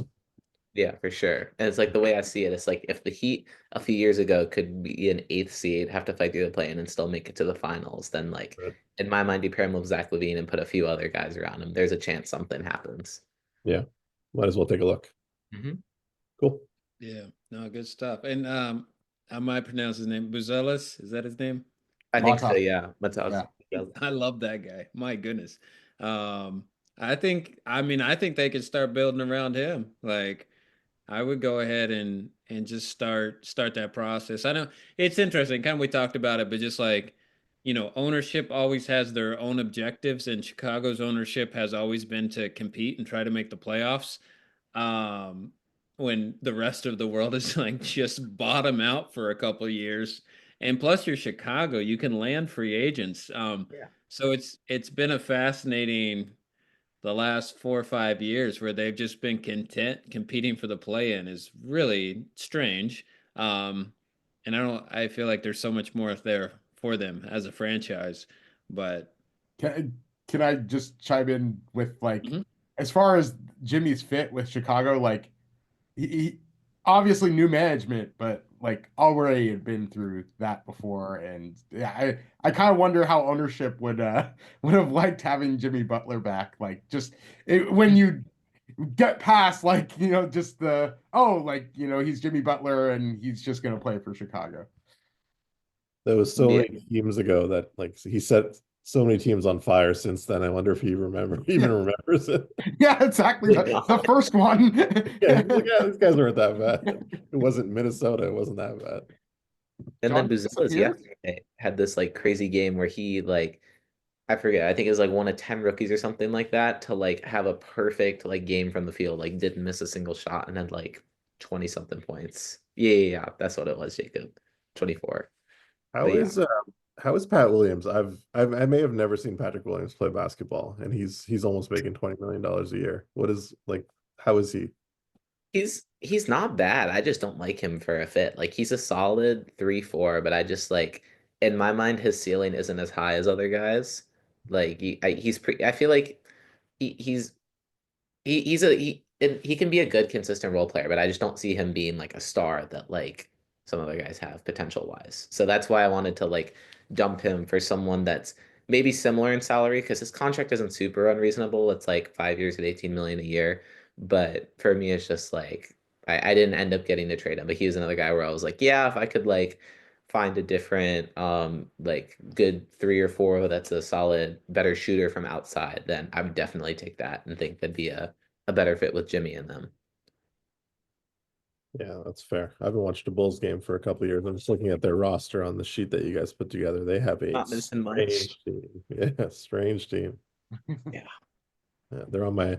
I have a no watch list. The Bulls are on it. Washington, Charlotte is on it. I don't know what Charlotte's doing, and I see enough Washington. LaMelo Ball highlights anyway. Yeah. But yeah, Chicago's yeah, interesting spot. Let's say. Have they done anything yet this trade deadline? They traded Zach LaVine, right? They Yeah, trade and they're Zach. looking at Yeah. Kevin Herbert. Yeah. And yeah. Who else is on the no watch list? Yeah, Oh, let's see. Brooklyn is not on the no watch list. They made it off because of Cam. I'm not a Pacers guy. That might be a hot take, but yeah. I like Portland beat them the other night. Like I feel like the Pacers are just they're so unwatchable on defense. They're like a frustrating team to watch. So I can't watch them. Not even with Andrew Sonny? Pardon me? Not even with Andrew Nebhart? No, I think we saw enough Andrew Nemhart in his 9 years in college that it was we've seen what he can do. Who Not a had him bad. being like a lockdown defender at the point though? Like, did anyone see that coming at any point?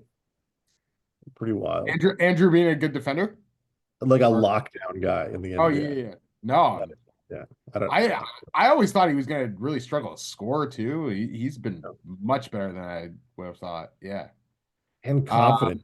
Like way Johnny way has a minor power outage right now. But yeah, let's move on to Dave and the Blazers. Did we already hit you, Dave, or no? We talked a little bit about it last night. Yeah, let's get that final roster and get a Sunny breakdown. Yeah, so I wanted to prioritize the youth movement. I think being in the middle is the worst place that you could be in professional sports. Wasn't able to move on from Aiton or Grant. I think their contracts are tough to move based on the value that they provide. Was able to move Simons. I don't really love his long-term fit. Moved him to Orlando for, I believe, Cole Anthony, Gary Harris, and 2 firsts. I'd like to see what we have in Scoot and Shaden in that backcourt. I don't love the long-term fit. I know Scoot's been playing a little bit better these last few weeks, last month or so. But I feel like the way they're currently constructed is they're like the Bulls of the West. They don't really have a direction, which frustrates me, but I find it hard to not pick like you either are tanking for a top 5 pick or you're competing for a title. I don't really think there's any in between. But I think that goes back to the point that we were talking about earlier, where ownership gets involved and they want to fill seats. Other than that, I didn't really make too many major moves. Definitely sold Robert Williams for less than what I could have gotten. I think I was just eager to make a trade. Yeah. I'm a Blazers fan, so this one is hard for me because I do the same exercise that you just did, where you're stuck with Grant and Aiton probably for 2 more years. Aiton's through 26, right? So that's $70 million almost that you're just living with. And Grant, who started the season really well, has just really regressed. I don't know if he's hurt or if it's if it's mental, but he just looks awful right now. And I think with that contract, he has just negative value. You'd probably have to give up a first, if not two, to get off that contract, which is, as a Blazers fan, pretty sad. But at least, like, I will say, we talked about this a bit yesterday, like, what the Blazers are looking for in the draft. Like, they're kind of trying to build the team that Tyrus built in Houston. They're trying to get as many Tumani Kamaras in there as they can, and hopefully one of them is turns into an Amen Thompson. But yeah, it's a tough time to be a Portland fan. What was your thinking around Simons as a long-term fit? Because he's mid-20s. His contract's in the mid-20s. He's mid-20s in age. His next contract might be a bit less. I think he's a pretty elite off the ball guy. They've kind of miscast him as a point guard this year. But I'd just love to hear your thoughts in getting off that deal and moving on. Like, I don't know that Shaden is that kind of off the ball guy. Scoot shooting has looked better, but probably not an off the ball guy. Like, is the value you got for Simons now enough to give up on a guy who's 25 and does have it, like, definitely an NBA skill? I think he's definitely an elite shooter. I worried about the long-term ramifications of the small backcourt, two small guards. Obviously, they have Klingon that they're hoping to be the long-term five, so he could clean up some of that. But I'm not a fan of the Dame CJ backcourt, very small. Not that these two would develop to be those two, but um, just more a personal preference when building a team. I think Aiton probably frustrates me more out of any player in the league, just based on, I think he should be easy 20 and 12 every night, but he picks and chooses when he wants to show up. Other than that, I think I definitely agree with Simons being like selling a little early because he is only 25. Um, but I'd like to see Shaden in that starting role, the starting two guard, for more of a stretch. I would take you over our current GM. So great job, Dave. I would too. Yeah. No, it's a great process, Dave, and just understanding the team, the franchise, having a vision, executing. Even like what you just said there with Shaden, I 1,000% agree. Like, they need to kind of hand him the keys because he's probably going to get maxed out or want to be maxed out, and they need to figure out, is he a max player or not. And him coming off the bench and then starting, and Scoot coming off and start. And even what you said about CJ and Dame, I'm very partial to that era. Love the CJ and Dame backcourt, but I always felt we like we threw CJ into a starting spot, and obviously he's a starter. But I wish we wouldn't have thrown him into it. I wish we would have had him as our sixth man, and we would have kept Wesley Matthews as the two. I just felt like we could have built a roster better around that. But kind of going back to like who people like and stuff, Neil Shea loved CJ McCollum. That was probably his favorite player on our team. And so he was going to give the keys to CJ to let CJ do his thing because he believed in CJ. And obviously, CJ was awesome.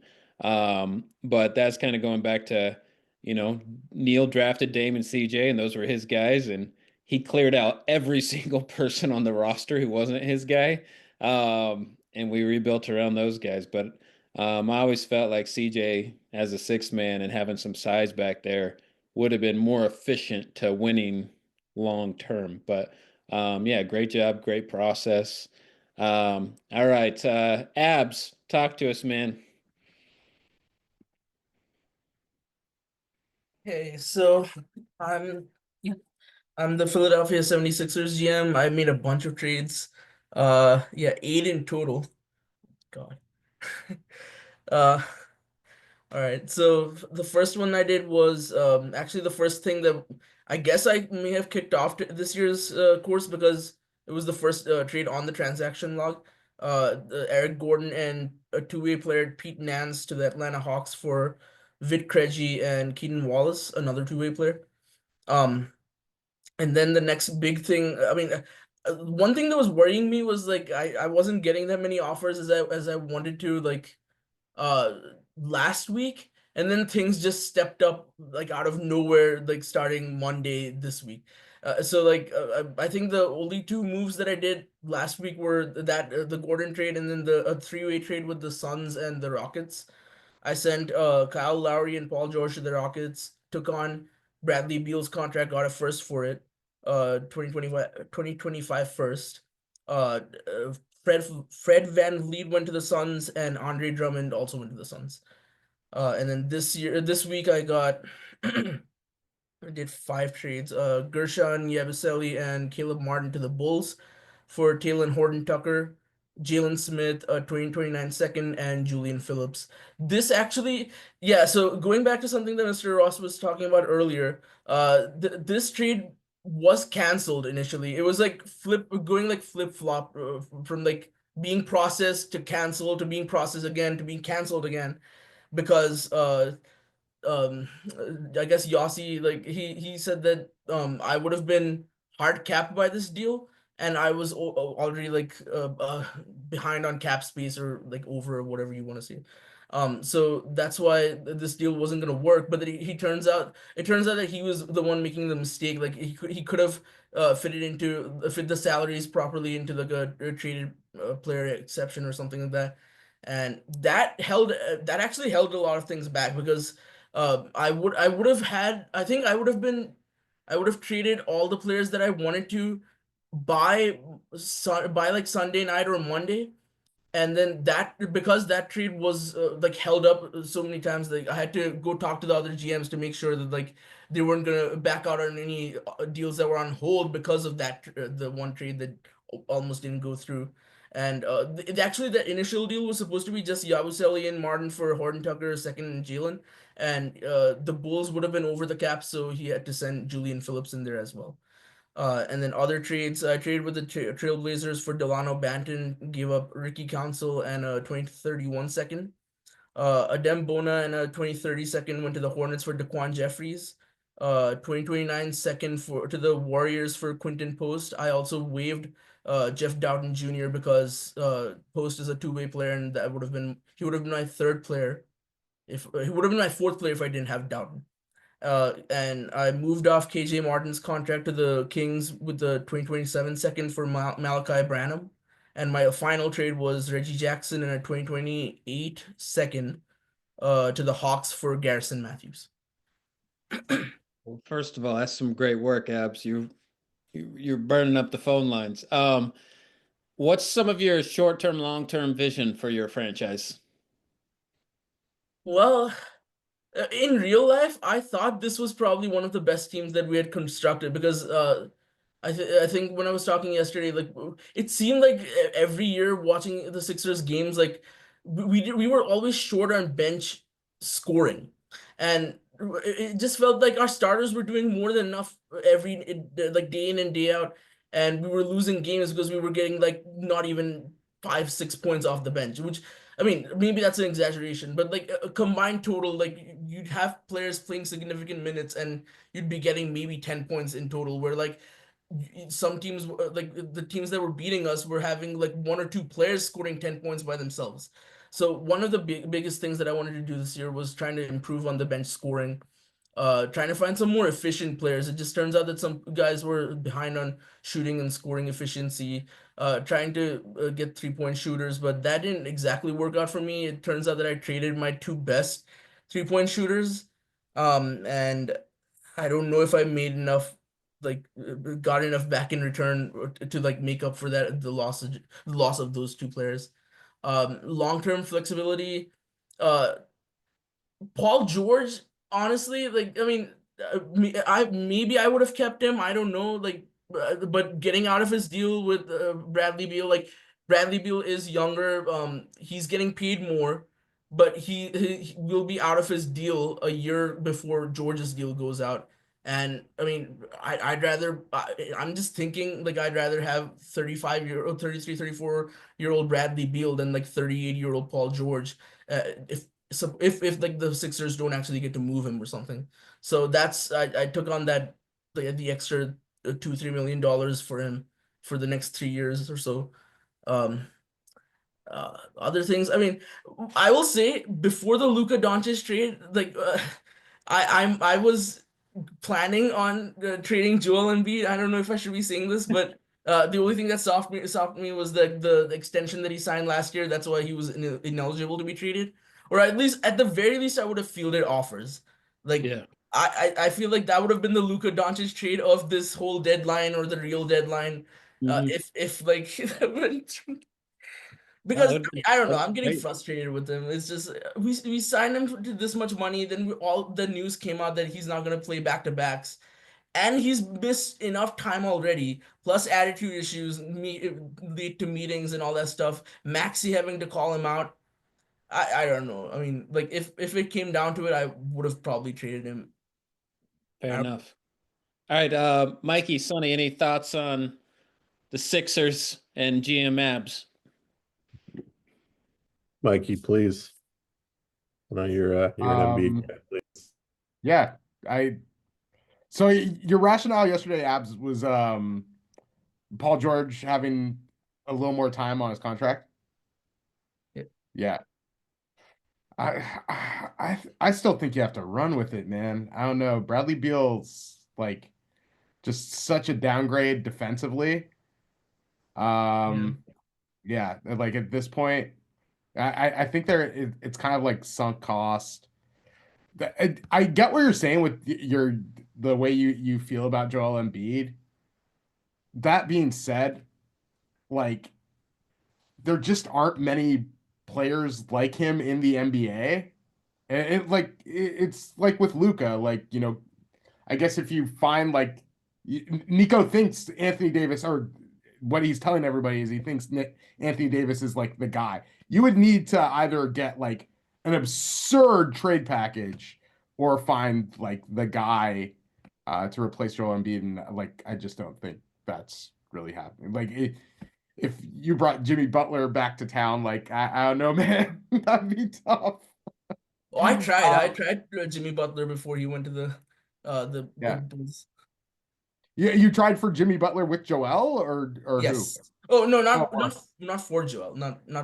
Okay, To bring him in actually for Paul George. For Paul George, got you. Yeah, yeah, but yeah, I just it seems like it's now like a really small team, and then you don't really have a big guy to back up Joel when he misses back-to-backs or anything like that. Like Jared McCain being hurt, I think is just such a bummer, and like Yeah, where you do kind of need to worry about guard depth to an extent, but yeah, it's just it's hard to look at this roster and see exactly where the vision is going forward. Just to me. But I guess you could say the same thing about their current roster with the way they've been playing and all that as well. Yeah, no, good stuff, Mikey. That's I mean, well done, Abs, on your activity. That's a challenging roster.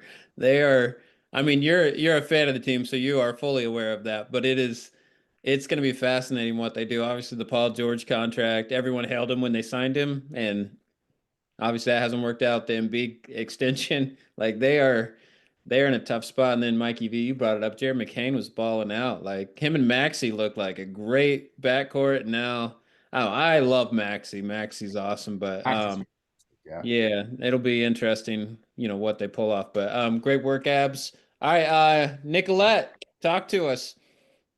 Yeah, so didn't had a couple other moves lined up, but just didn't make it on time. They fell through, or a lot of it was due to the deadline, honestly. But the one that I was able to get off, Abs already brought it up, but it was the KJ Martin trade. And what that one helped was, of course, even though the Kings, like I said yesterday, are an interesting group group of folks. I'm always big on my picks, even though they still have a lot of picks. So I got a second back with KJ and gave up Malachi and Branham.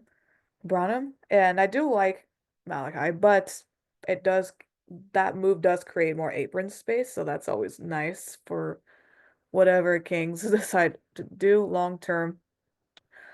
Kind of talked about it yesterday, but long term, it was also tough making other moves because I didn't want to get too hard cats. I mean, DeRozan's contract still kind of a little hefty. Didn't really, wasn't really I was looking at offers for Herder, but wasn't what I wasn't ideal, but I try to be reasonable as well. Everyone was really, really chill. So that was nice. And just very glad that um like I brought up, I wouldn't have traded De'Aaron Fox, but I wanted to play real life sort of, and I did not want to get that Bulls.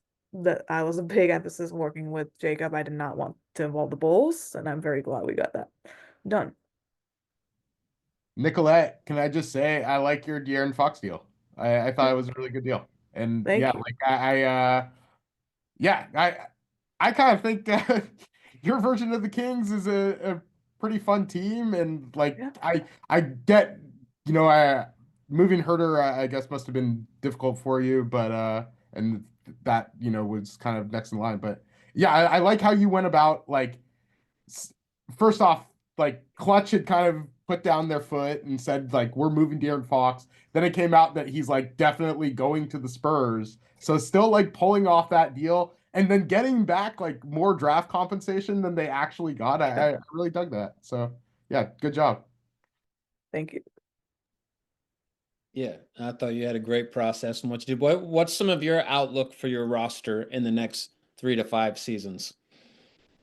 Yeah, so looking at everything next couple seasons, there's a lot of contracts that have one or two deals left, which is so building up a bench ideally would be fantastic. Number one thing is getting coach, obviously.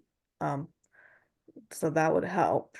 That's obviously nothing to do with players, but I think there's a lot of collateral stuff after Mike Brown's was dismissed. So I think clearing up, starting from kind of scratch, sort of that route is number one. Number two, getting rid of, I mean, like I said, the KJ Martin was a good one. Just lifting up, just little moves like that would improve the apron a bit, and that gives more flexibility to resign to either grab somebody else for a bench player or six man, or slash or extending Keegan Murray if they like. I like him a lot. So that's how what I would say. Obviously, Sabonis is gonna be your go-to now. Is your number one. DeRozan is the interesting piece, but let's see how that. But I'm curious of how that work out again. And yeah, that's probably how I would go with. It's a pretty fun team. It's not as tricky as as Philly, but Yeah. there's a lot can be. It will be fun. They'll be fun to watch. I'm just really curious on how they would. I would definitely focus on the bench, and then especially when you have Devin Carter's potential. Hmm. So that's the one I would want to keep an eye on. Yeah. Any thoughts of like blowing them up? Like yeah, like trading Domas or like trying to see what you could get for DeMar. Like, yeah, because to me, like Dave has been saying, kind of stuck in the middle right now. And yeah, like Yeah. they're kind of like the Bulls, like playing for the play-in a little bit. Yeah. So Kind of If I funny. didn't, They have DeMar and Zach Levine. that's hilarious in real life. If I didn't have as much Super Bowl stuff to do this week as previous years, then I probably would get a little more involved with getting rid of DeMar's contract. I personally would keep Domas and can kind of run with it. Gotcha. Like Yeah, your process. no, that's where. Yeah, I think the Thank you. Kings in real life, they're just such an interesting space too, where from their ownership, I feel like they're in and they're trying to win. And it's just gonna be tough in the West. Like it's gonna be tough for them to make the playoffs, and they're making win now moves and even giving up, a future first from the DeRozan deal. And they didn't, I mean, I thought they did okay in their return from Fox, but it would have been nice to get like another high level asset from San Antonio or one of their young players or something. It's just I feel like Sacramento might be headed back to the cycle of, I mean, I feel like they're going to be just trying to compete for a play-in spot every year as long as they have, Sabonis is good at if you have Sabonis and DeRozan and Levine, you're talented. You're not going to tank out, but it'll be interesting to see what they do over the next couple of years. But great stuff. All right, Ciro, what you got for us? So I was the Charlotte Hornets, and I wanted to kind of emulate what like Jeff Peterson and Charles Lee would do, as they're both basically from the Mike Budenholzer regime. And my thought process was, if we were going to go ahead with this team with a guy with LaMelo Ball being one of those offensive cogs in the same vein, if you want to say, as Trae Young, that they're going to, be the whole engine that runs the machine for a team. And even you could compare it to Sabonis, where they're not going to make the same or similar impact on both ends of the floor. So I think the best way to approach a team strategy there is obviously filling the roster with defenders and shooters and just size. You have LaMelo, who's 6'7". I thought this team had a bunch of contracts that were really oddly like just put on here. Like I didn't like how, from Miles Bridges to, obviously I like Mesic, but he hasn't worked out here. And I'll go into the whole idea was just to find, if I did take long-term money, I wanted those contracts to be in the teens. I wanted those contracts to be manageable. And if I took back a young player, I didn't want too young of players. LaMelo's already paid. We don't have time to develop. I would have traded Tijon Saloon, but he's in his first year. Jury's still out. He has some tools that are interesting as a switch big, maybe combo forward, depending on how you think he'll develop. So what I did was, first trade was the Zeke Nanji and Hunter Tyson. I really like Hunter Tyson coming out of Clemson. I think the guy is an absolute dead eye, going to be a 40% shooter. The kid's what, 6'6", 6'7". I think he's listed some places at 6'8". He's over 200 pounds. Yeah, he's not going to be a defender, but he's not a cone. He's not going to be a turnstile. He's big enough to at least be able to keep a body in front of a guy. You move off of Mesic and Curry. I thought those were two realistic deals. Gives a backup point guard to the Nuggets. Curry's on a 2-year minimum deal, and there's a team option on Mesic, so the Nuggets can get off of that money. You take Zeke Nanji. I was cool keeping Nanji. I actually thought, coming out of college, a one and done guy, switch big, who, he did shoot 29% in college from 3, but the idea there was that he was going to be a guy who could play either position and play next to a center. But I ended up pairing him with the second round pick for Jacques Landale, who I really liked Jacques Landale before he came over, when he was the MVP of the Australian League. And what he did with the Suns, I think, is something you could emulate. He just isn't Ime Udoka's guy, so it's just not been a fit there. And he's on a non-guaranteed deal. So if we really didn't like him, we could get off of him. So then I was actually approached by the Grizzlies. I wouldn't have thought this deal would be possible. I'm a huge Santiago Alma fan. I went to high school in Maryland. A bunch of friends went to Loyola. So when he went there, after he came back from the knee injury during his freshman year, before his second year, I fell in love with Aldama. And Ryan Frazier, the assistant coach, and the head coach, Charles Lee, are both Bucknell guys, Patriot League. So, and also Charles Lee was the assistant coach when Paul Millsap came over to the Atlanta Hawks and became a 3-time All-Star. So the idea with also having, I believe it is it Chris Gent, who was the Utah Jazz coach who came over, or no, Lamar Skeeter. It was Lamar Skeeter, who was one of the guys that Lowry marketing credited to helping him become an all-star. So our guy, we bring in Santi Aldama, who I think we needed to clear up cap space so we can re-sign him, because I think he's probably going to be someone who's going to get an offer sheet, as the free agent pool isn't going to be that great in terms of star power. So I think he's someone who's going to be a big fish. I didn't want to re-sign Jake LaRavia, so I sent Jake LaRavia to the New Orleans Pelicans for Carlo Matikovic, who I think they said in his combine he had a 36 or 37-inch vertical coming out of the Adriatic League, playing for Mega Mozart. And the other day, he just had 11 rebounds. So, and he's on one of those cheap minimum deals that go up with the years of service minimum. And same thing with Antonio Reeves, another guy who was a dead-eyed out college. So right now, if excluding, in our last trade we did, last two trades was Daquan Jeffries for Adam Bona, and Bona had to be thrown in that Carlo Matikovic, Antonio Reeves for Jake LaRavia deal. And our final trade was Miles Bridges. I think he's just a weird tweener who doesn't fit the timeline as this tween. I wanted to get off that money, so I packaged him with Nick Smith, who he just, again, doesn't fit the timeline of the team, for Tim Hardaway and Simone Fontecchio, who I love. Simone Fontecchio last year averaged 15.5 points to close out the season on almost 6.5 attempts from three on 40%. This year, he's playing only like 18 minutes a night, but still a 6'8", hard-nosed defender. Gives us some size and a first-round pick, top 5 protected in 2029. I'm cool waiting that long down the road, just because I know the Pistons are trying to, go in on these next 2-3 years of Cade's career, and just a second-round pick. So we ended up walking away with a roster that, excluding KJ Simpson and Isaiah Wong, our shortest player is Trey Mann at 6'4", and everybody else, from Josh Okogie to Josh Green, Tim Hardaway, Simone Fontecchio, Hunter Tyson, Antonio Reeves, Brandon Miller are all above 6'5", and that's our kind of like our wing forward rotation. We do need a backup point guard. Santi Aldama, Grant Williams would make up our power forward, and then center, Mark Williams, Jock Landau, and Carlo Matikovic. I just think that's like a core. We saved $27 million in cap space this season.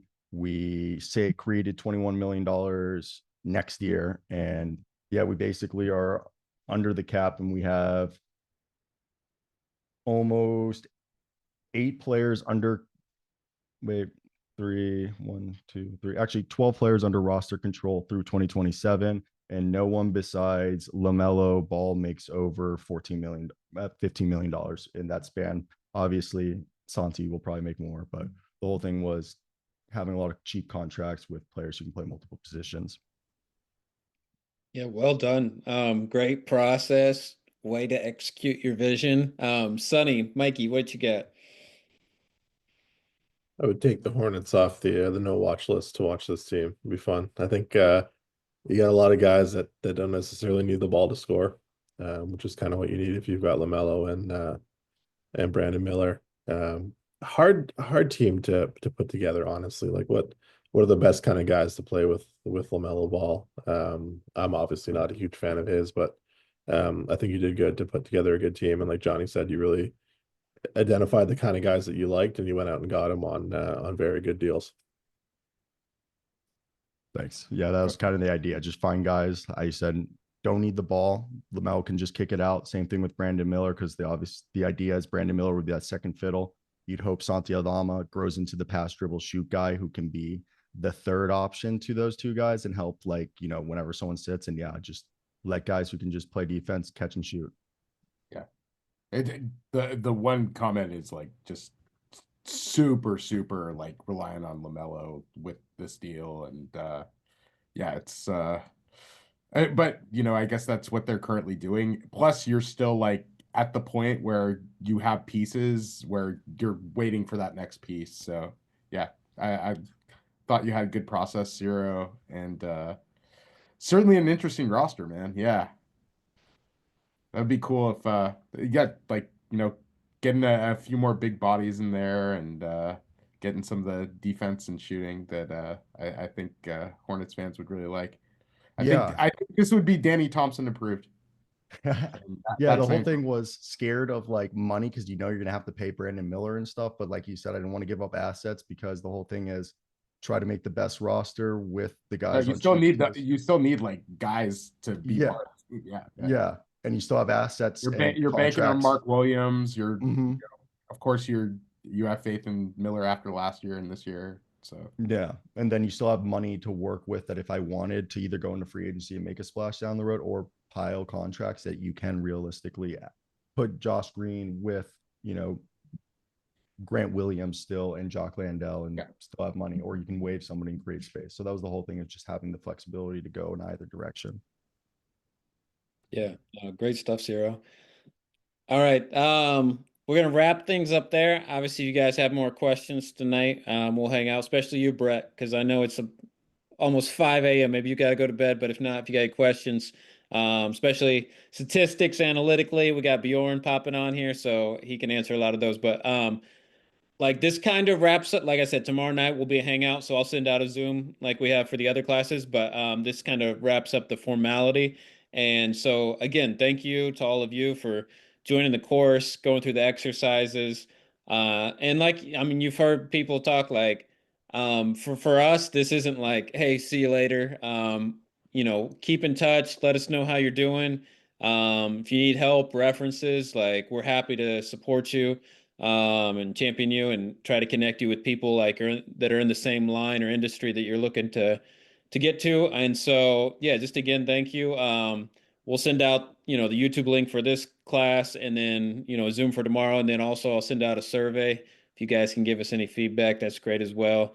So appreciate that. I'm gonna let Mikey, Sonny, and Bjorn say what's up and farewell as well, and then we'll just open up some, you know, Q&A time. But Mikey. yeah, thank you guys for just how active you were on the trade deadline.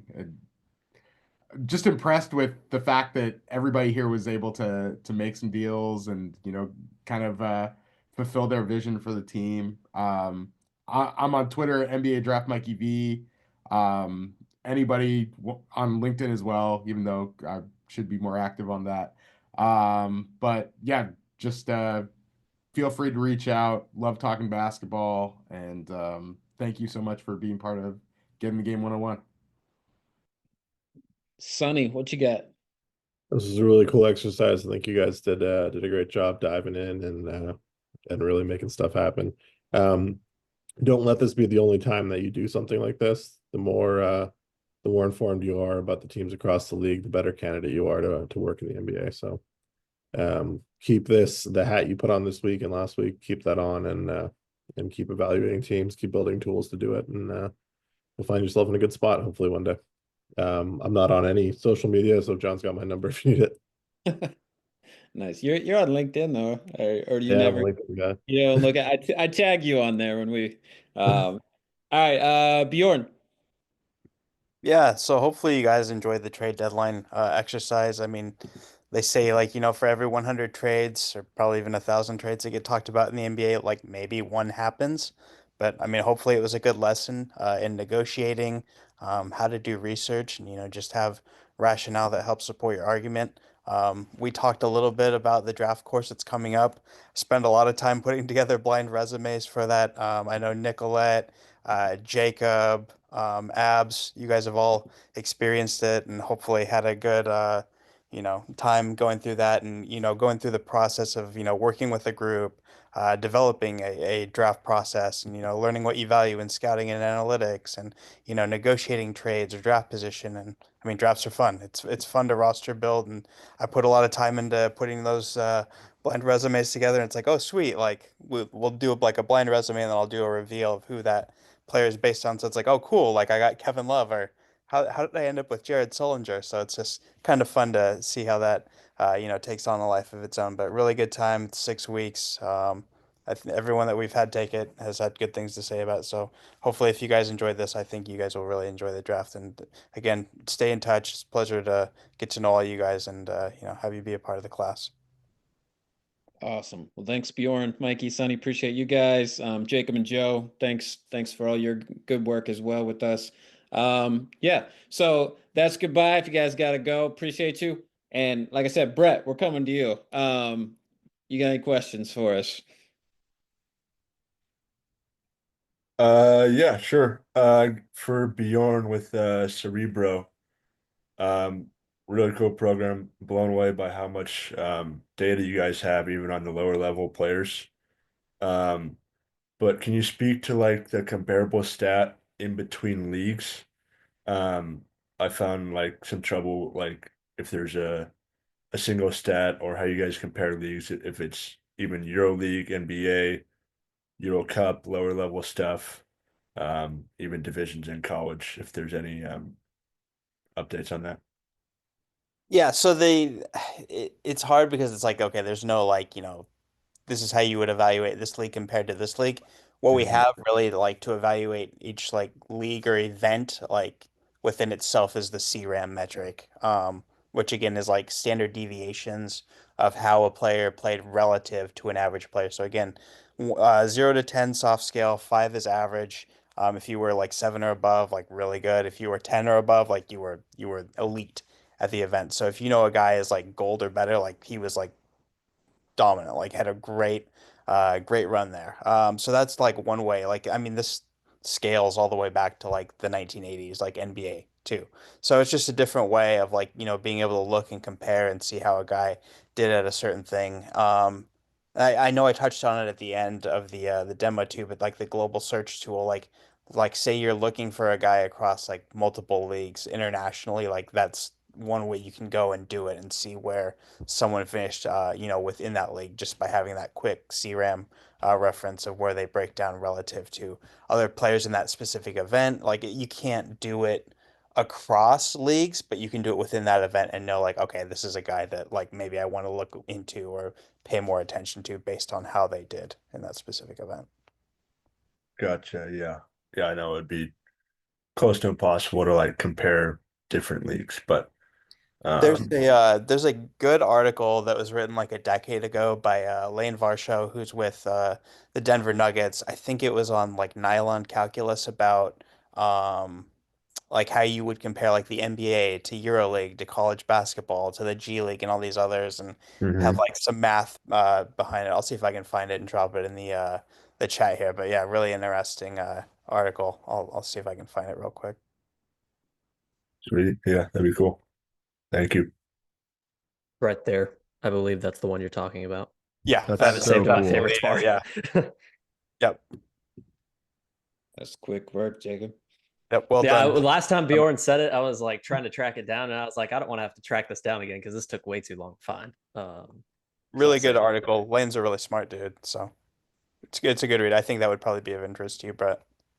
Oh, he created like a score. Like he like it's like this is yeah, this is I did not expect that like how he did this. This is actually really cool. I'm like looking through the article, like skimming.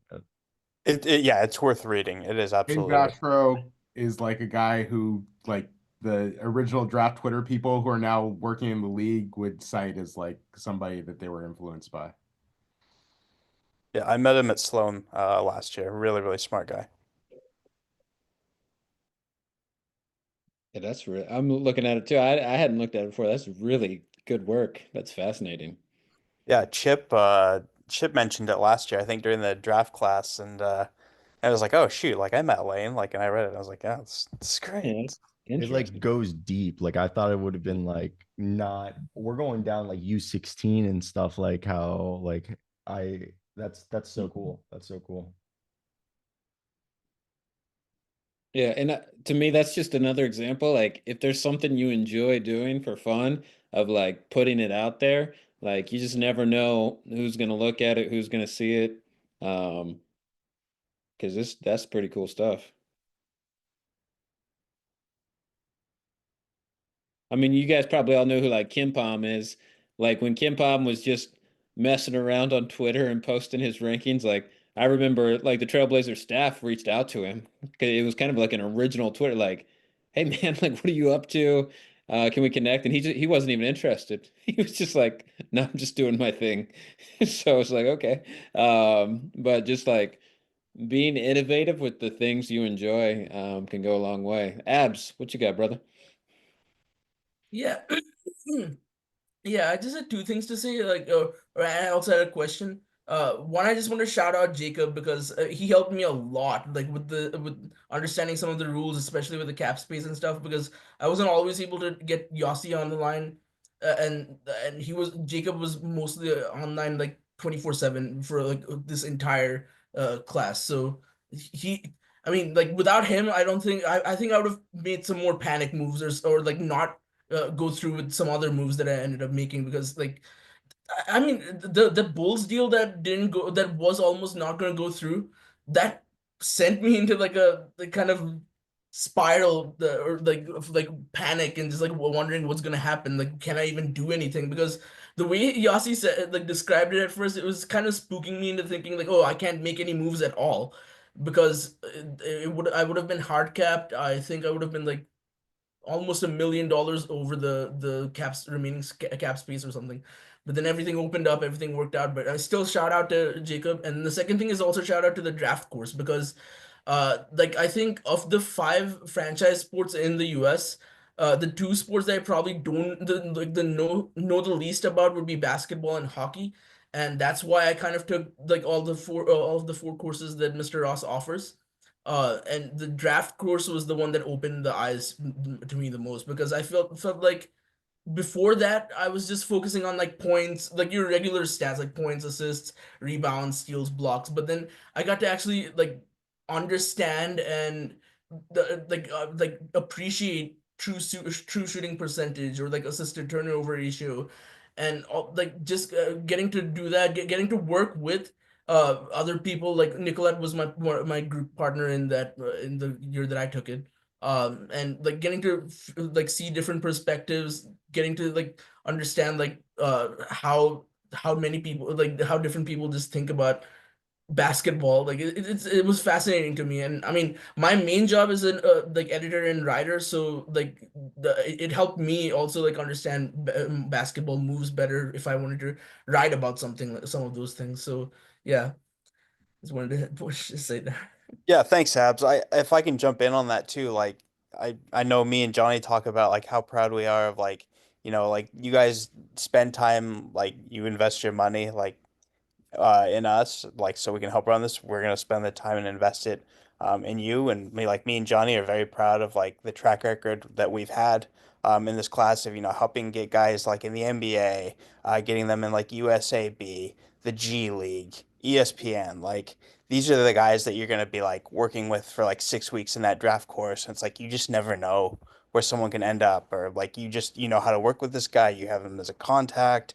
Like it's just one of those fun things where it's just like you do it for fun. You're trying to learn along the way, and just yeah, what happens happens. But like you really get to know and get to see what it's like to work with other people that are like-minded within basketball. So again, I highly recommend it. I just think from the standpoint of like not only networking but getting to understand what it's like to go through simulated draft cycles and seeing what that whole process is actually like. Mhm. Yeah, not only are you like going up with these people who like so many of them are brilliant people, but just learning like the entire process and like what goes into working in the NBA and working around basketball. I think like if I would have had this class when I was younger, like this would have been such a huge help for me. So yeah, I obviously highly recommend the draft course. And the work that Johnny and Bjorn do, along with Jacob helping us out, Joe. Like, yeah, this is such great stuff. And like, I've just met so many people I like talk to on a daily basis now through this class. So like beyond even the guys I was already close with. Yeah, I mean, I'll say as well that the all getting the game 101 was created for that of like I was trying to get an MBA and I had no clue what to do. And I Googled MBA jobs, and that's kind of where it's like, oh, what would have I wanted to know how to do? And just trying to give people a head start with that. And that's kind of what we're about. I took a went to TPG Pro Scout School in Las Vegas in summer 2015, and it was a great experience. Met some great people.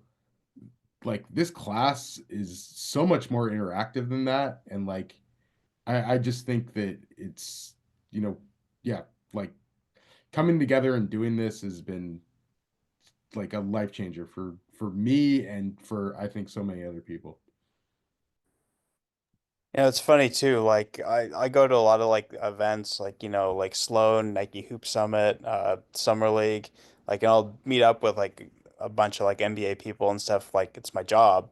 But like I really enjoy like meeting up with all you guys like at events too. Like, that's the fun part to me is like meeting you guys at the course and then getting to interact in person, get to know you as people, getting to see your journey and be there how I can. So that's one of the real rewarding parts to me and seeing you guys go where you want to go.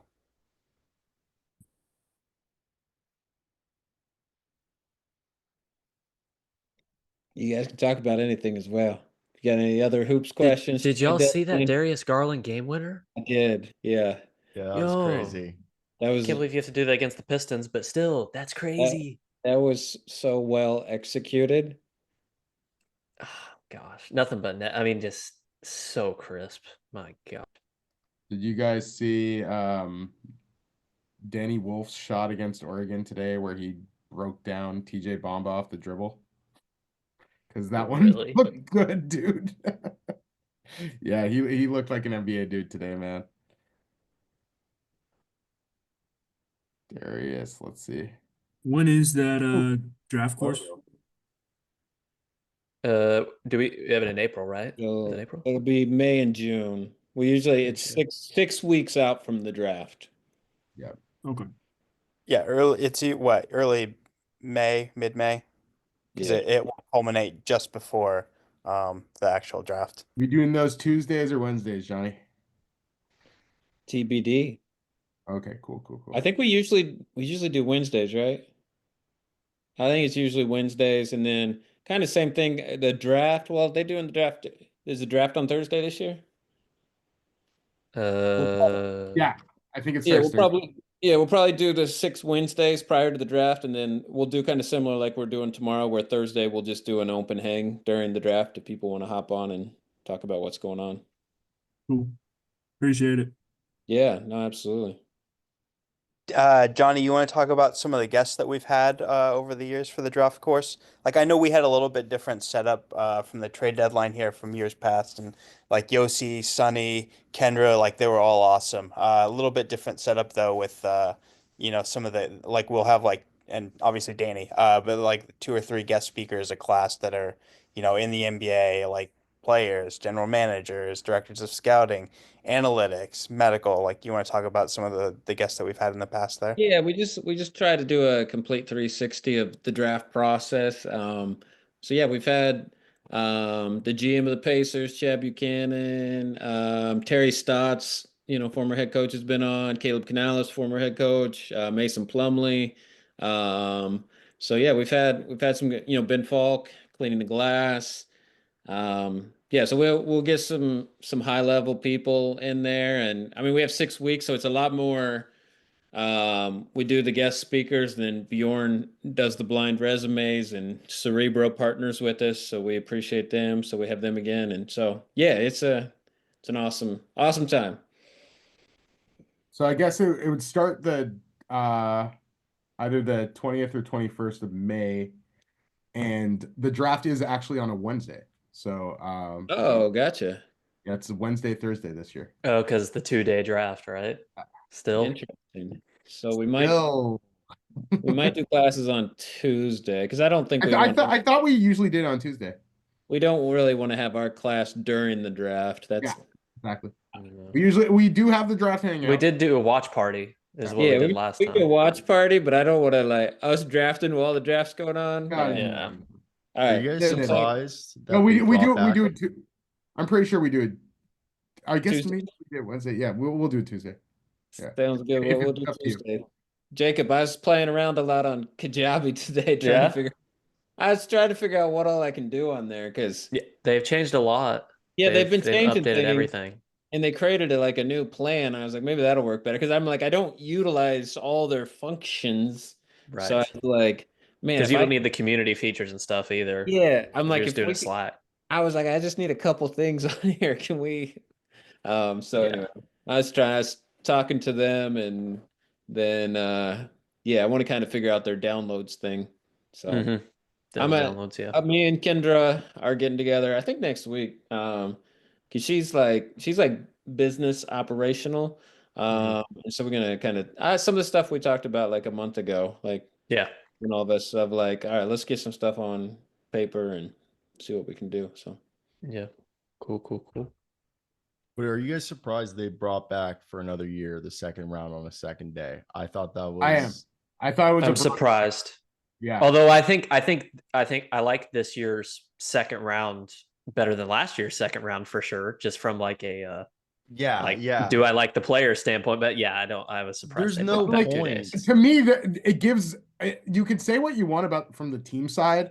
I feel like from like an NBA fans and NBA people that watch this side, like they don't give a fuck about who They don't care. I feel like you're spending more money on the cost to run the production at that point than the Probably. ads that you're going to get in terms of revenue. Because first off, they didn't even have it at Barclays last year, and they don't let media. Because like I was at the Barclays, and then they sent us, they're like, hey, it's going to be at the ESPN Seaport, and we're only letting like limited media, so like you can apply, but like you don't know if you're going to get in. And I think they only let in 20 or 25 media people, and they're mainly all like the biggest out, like, but like it's still, they were all supposedly just on chairs at the Seaport ESPN small like funk. It wasn't like, it makes no sense then why you're doing it. It's like, you just, who cares Jokic came on during a Taco Bell commercial? Yeah. It's just it's diminished. just That's a great in word. the Yeah. 6th round, like yeah. Like you have I feel like last year market.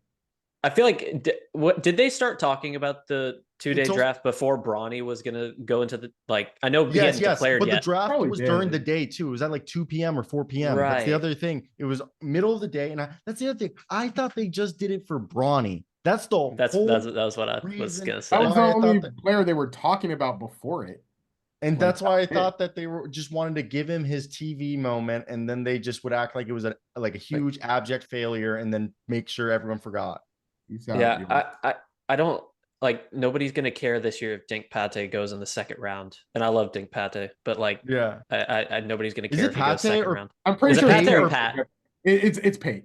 It's Is it Pate? Okay. Pate? I Yeah, no, said I thought it was Pate for Pate. 2 reasons. Yeah. One, he plays for the Capitanes, so my brain goes to Spanish Oh, no, pronunciation. no. 2, I see Pate or Pate, and I just don't think in Pate. Pato? That's so weird. I thought it was French, like Yeah. Pate. I thought it Yeah. was Pate at Pretty first. sure it's Pate. No, it is Pate. Yeah. It is Pate. I've It never is heard Pate. anybody commentate with his I name. asked at the G League showcase because I got it. Scotto kept saying it's Pate, and I was like, It "Are is you Pate. sure?" I bet you, because I thought it was one of those names where it's like you think it's that, but then maybe he's like Yeah. Right. Haitian or like Creole, and it was like Pay. You know what I mean? Or Pate. So that was like my thought. Like But yeah, it's spelled. yeah. That's- No, he's like as Texas, North Dallas as they can get. Like, it's so weird that, like, I guess because the European influence now, like, we're so used to names Yeah. that don't sound like they look. if you Um, end with CI, I always just think of like the Serbian, like Doncic, Jokic, Doncic, yeah. Bogdanovic, Mizic. Like my head Yes. goes CI. Eastern Like I don't European even think all the way. about like what else it could be. And you could probably be an American. I could just be saying it wrong, but like my first thought is like the Euro invasion, VIC. That's Yes. What do you guys think about the NBA, the rumors of the NBA Europe League? Yeah, I think You it guys should hear be that? like a supplemental cup, like where it's adjacent. Like they play total 60 games a year already. If you're in the Euro League, like usually 36 domestic, 14 to 16 or whatever it is. I mean 50 games, sorry. 50 games a year. Like if you're in both, I say have a tournament that starts in June and July, model it after the NBA Cup, have a group stage of a fixed league, basically the same 10 teams every year, start in June, end in July, so they can still compete in Eurobasket and the World Cup and the Olympics. And then if it works out, you create like 6 wild cards that then could maybe be like a play-ins that come from like the domestic leagues or Euro League, I mean not Euro Cup, or I guess when the Russia-Ukraine war ends, like a CSK Moscow or something, and then you can have like the world's best, and then maybe at the end of that have like the EuroLeague champ play like the NBA Euro champ to like have the European champion name or something. What do you think, Mikey V? So explain this league to me. So the NBA is reportedly in advanced talks as soon as 2026-27 season to launch a new league in Europe to compete with EuroLeague, and they've approached some big teams, like they've approached Madrid, they've approached Soccer clubs Paris too. Basket, they've approached soccer clubs as well. PSG, I believe they've Manchester City to create instead of poaching the London Lions, create a basketball team. So they can just get Manchester City's, because there's so many European players, so they're yeah. it's a EuroLeague competitor. Okay. Which is I'm weird. saying instead of I being don't a really know. competitor, be an adjacent like extra money. Be like, hey, like You know, they used to have this McDonald's game every year. That was like an exhibition type game where they would have the EuroLeague champion play the NBA champion. oh, I thought that was they Really? did that in the preseason though. I thought that's what Yeah, used they to- did. Yeah, yeah, Yeah. yeah. Yeah, That was yeah. like the preseason tip off back in the Yeah, day. yeah. yeah. The I NBA never remember. lost. Yeah. Yeah, of course, but but it was like they didn't really try though both teams because it was both an exposition. No, like, it was an exhibition. Yeah. You know, NBA obviously didn't want to lose. No, of course, Real. but like, since then, like EuroLeague teams have beaten the NBA. So Right. Yeah. Well, now instead we get like NBL teams Maccabi, to, like the or random Maccabi, teams. yeah. Yeah, where it's a bunch of guys who are like, oh, we'll just They play don't- one game for a random Yeah, team yeah, for yeah. free agents, and it'll literally be a bunch of like former NBA players who won't ever play for said team again. Yeah. Yeah. Or Yeah, you that get like happened, with Ben Serif. Yeah, I'm sick of seeing Yeah, Maccabi in the yeah. preseason. I was at that game with Ben Serif and Noah Senge. That's Yeah. a fun guy. Ben Serif's fun. I don't know how tall He's he fun. is. I've seen him and 6'6". Sergio. Yeah. 6'6". Have you seen the I- Sergio that's what I saw. Sergio Delara is listed at 6'4", 6'5", and 6'8", and 6'7" somewhere, and I'm just like, and No he's idea. playing I haven't like, seen him. yeah, he's playing in Spain. Did see? So I thought Ben Serif was 6'6" ish. At I've least. seen 6'7" and I've seen 6'5" as well on him. Yeah, I don't think he's 6'7". But the one thing, my one comment with Ben Serif where I'm like a little apprehensive is I think he's kind of slow, and he like. Let's just put it this way: when big guys were getting switched onto him, he wasn't going anywhere, Yeah. and I was a little worried about that. So, yeah, I kind of wonder about that with Ben. With Noah, he's just so fucking skinny, and I know he shot like he had like. And what is he? What is he? Is he a I don't front court know. guy or is he a combo I don't forward? know. Because it sounds like sometimes you watch him, you're like, oh, it's like he's in a He's mix. definitely not a 5, but like Yeah, it's like he's Jeremy is he really a Sohan-esque, where like you don't know but what like the- but he's Jeremy Sohan, but you look at Jeremy Sohan and you're like, that's like that's a 4. I thought That's a when you saw Jeremy Sohan at Baylor, you're like, oh, this guy's like a fucking tank. yeah. And While Noah Noah just- sometimes he's goes built. out on the wing. Sometimes Yeah. goes on the wing, and I'm like, No, Then- he was soft. He was a yeah, little- yeah. yeah, that's what I'm saying. I'd be a little worried. He moves really well. No, yeah, but That's like the difference. But yeah, he was I don't and know. plus he That's came the thing. from playing. I on the don't B love team him being last a wing. year. I don't think he Yeah. shoots well enough to be a wing. I think the two I don't know. biggest sleepers are Bogalub Markovic. I love that guy. 7-footer, literally pass, dribble, shoot, runs like a gazelle. And the other one that I think is the biggest sleeper, Johan Grulin for Rasha Vekta in the German league. 6'11", great shot blocker, kind of like moves like Jabari Smith Jr. Like weirdly, like the German version of that, if you can imagine. 6'11", Don't know if I love both that, the 4 or but, 5. No, but like Yeah, for like Jabari is for, not a bad athlete. Yeah. for a white guy out of Germany, that's kind of like what I'm saying. Is like he terrible. moves really well for a 6'11", like long, elongated Where would you guy. take them? Probably the same as like Sante. I want that 4-year like control end of the first. Like if I was a team that had had the chance to either move into the back of the first round or had multiple first round picks, just like let's just take it. I'd like to have his restricted free agency. You know what I mean? If it works out, if not, we decline his 3rd-year option and we move off. I mean, hey, end of the first round is a great place to gamble. That's what I'm saying. It's like you get that roster control that's really good if the guy is a late bloomer and pops off later, and that has the good intangibles that you want to keep him around. But if it doesn't work out, you're just like Pat Baldwin it and you just say goodbye. You know, I'm watching this guy's tape now in the German league, Johan Grunlo. He's weird. He's weird, interesting. but it's interesting. You watch it and you're like, he's a 4, but can he play the 5? But he's got that weird thing that you see with a lot of like tall white dudes where it's like he doesn't exactly have the coordination. It's like he walks like he doesn't know that he's But whatever he's how kind of tall he fluid is. with it, like how Santi was when he was coming He's like out. slow fluid. Yeah, It's weird. okay.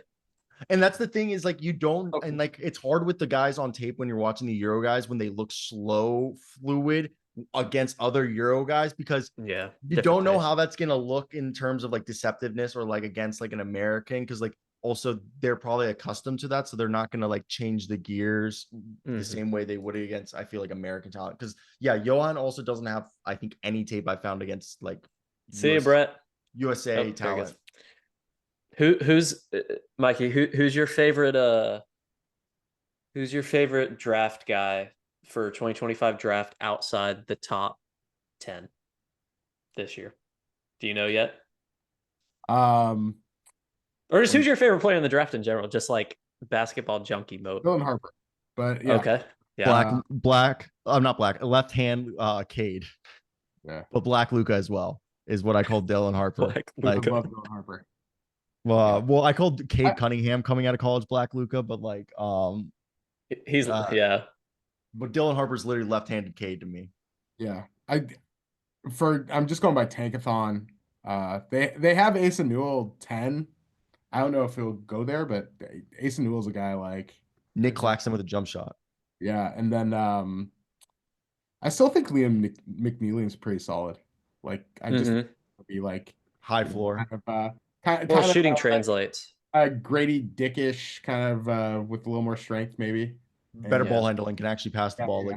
Like actually like was running pick and rolls and sets. Like I was actually amazed before the ankle gave out on him. He was not sure he's quite the shooter Grady is, but like he's at least close. I think what he doesn't have in terms of shooting and shot creation, he makes up for it in terms of IQ and playmaking. Like I think he's better at Grady in terms of feel, making the connecting pass or reading what the defense is giving him. I feel like a lot of Grady stuff is just kind of like, fuck it, I'm just gonna do it. And like literally like that's what you kind of like about Grady, but like at times you're like, damn, bro, like you really just did that. Like you just ballsy, just you like, I'm happy, but like there's gonna be a point where that's gonna stop working. I don't know what this the draft fuck to is think so about cool. Derek Queen, dude. I know, yeah. It's like to it's me, working though. It's well, working but it's in college. it's kind of yeah. It's just like I don't know. Like, dude, I don't know, like because to me, Vernon Carey has a lot of the same. Yeah, dude. No. Okay, hear me out. Wow. Vernon Carey had a lot of the same fucking characteristics as this dude. Destroyed college. What about Derek Favors? I was thinking Derek more like Favors was so much bigger than this dude. Oh, Derek Favors was way bigger than this dude, way more athletic.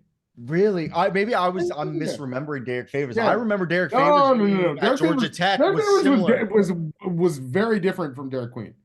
Very different. Yeah. Jericho Sims just got Derek Favors traded. was like more of like a defensive big as well. Like, you know, there was a reason Derek Favors went as high as he Holy did. crap. I didn't realize Derek Favors was that big in college. Yeah. He's like a grown No, man. dude Like was it's not this. Yeah. Well, I thought because I looked at a physical profile, No, like because just like Derek Queen doesn't have a long wingspan either. That's the thing I worry about. Like he has like I don't know, like wait, Derek Favors has a 7'5" wingspan on a 6'9" frame. That is absurd. I didn't know that. I was just thinking. And then like again, I think people don't realize how fucking huge you have to be an NBA center. Oh yeah, or just like if you're short, or you have to be ridiculously skilled too. Yeah, like, Draymond Green's 6'6" with a 7'4" wingspan. Like I remember everyone says like, and then also like, you know, I know Derek moves fine on defense. I don't know. I can't be over the moon about him, man. Or Sorber, and I think Sorber's been solid too. But I like both of them. I'd worry about their NBA projection as far as being like starting centers. I like Sorber more of like an Xavier Tillman type guy, like then and then that's a guy you take at the end of the first round. That's what I'm saying. Yeah, no, if you're like a contending team that has an established big man, and you're like, hey, I need a backup center who's going to come in and be able to that's not a guy you take lottery. I agree. I never said take Sorber lottery. No, I know. I'm just that's like I projection thought, right now. For me, like, with Derek Queen, at least around there. I Yeah. thought Derek Queen had some really good low post moves for an 18, 19-year-old kid that I thought He's if also you're old as fuck. So he's like 20. So that's the other thing. Wait,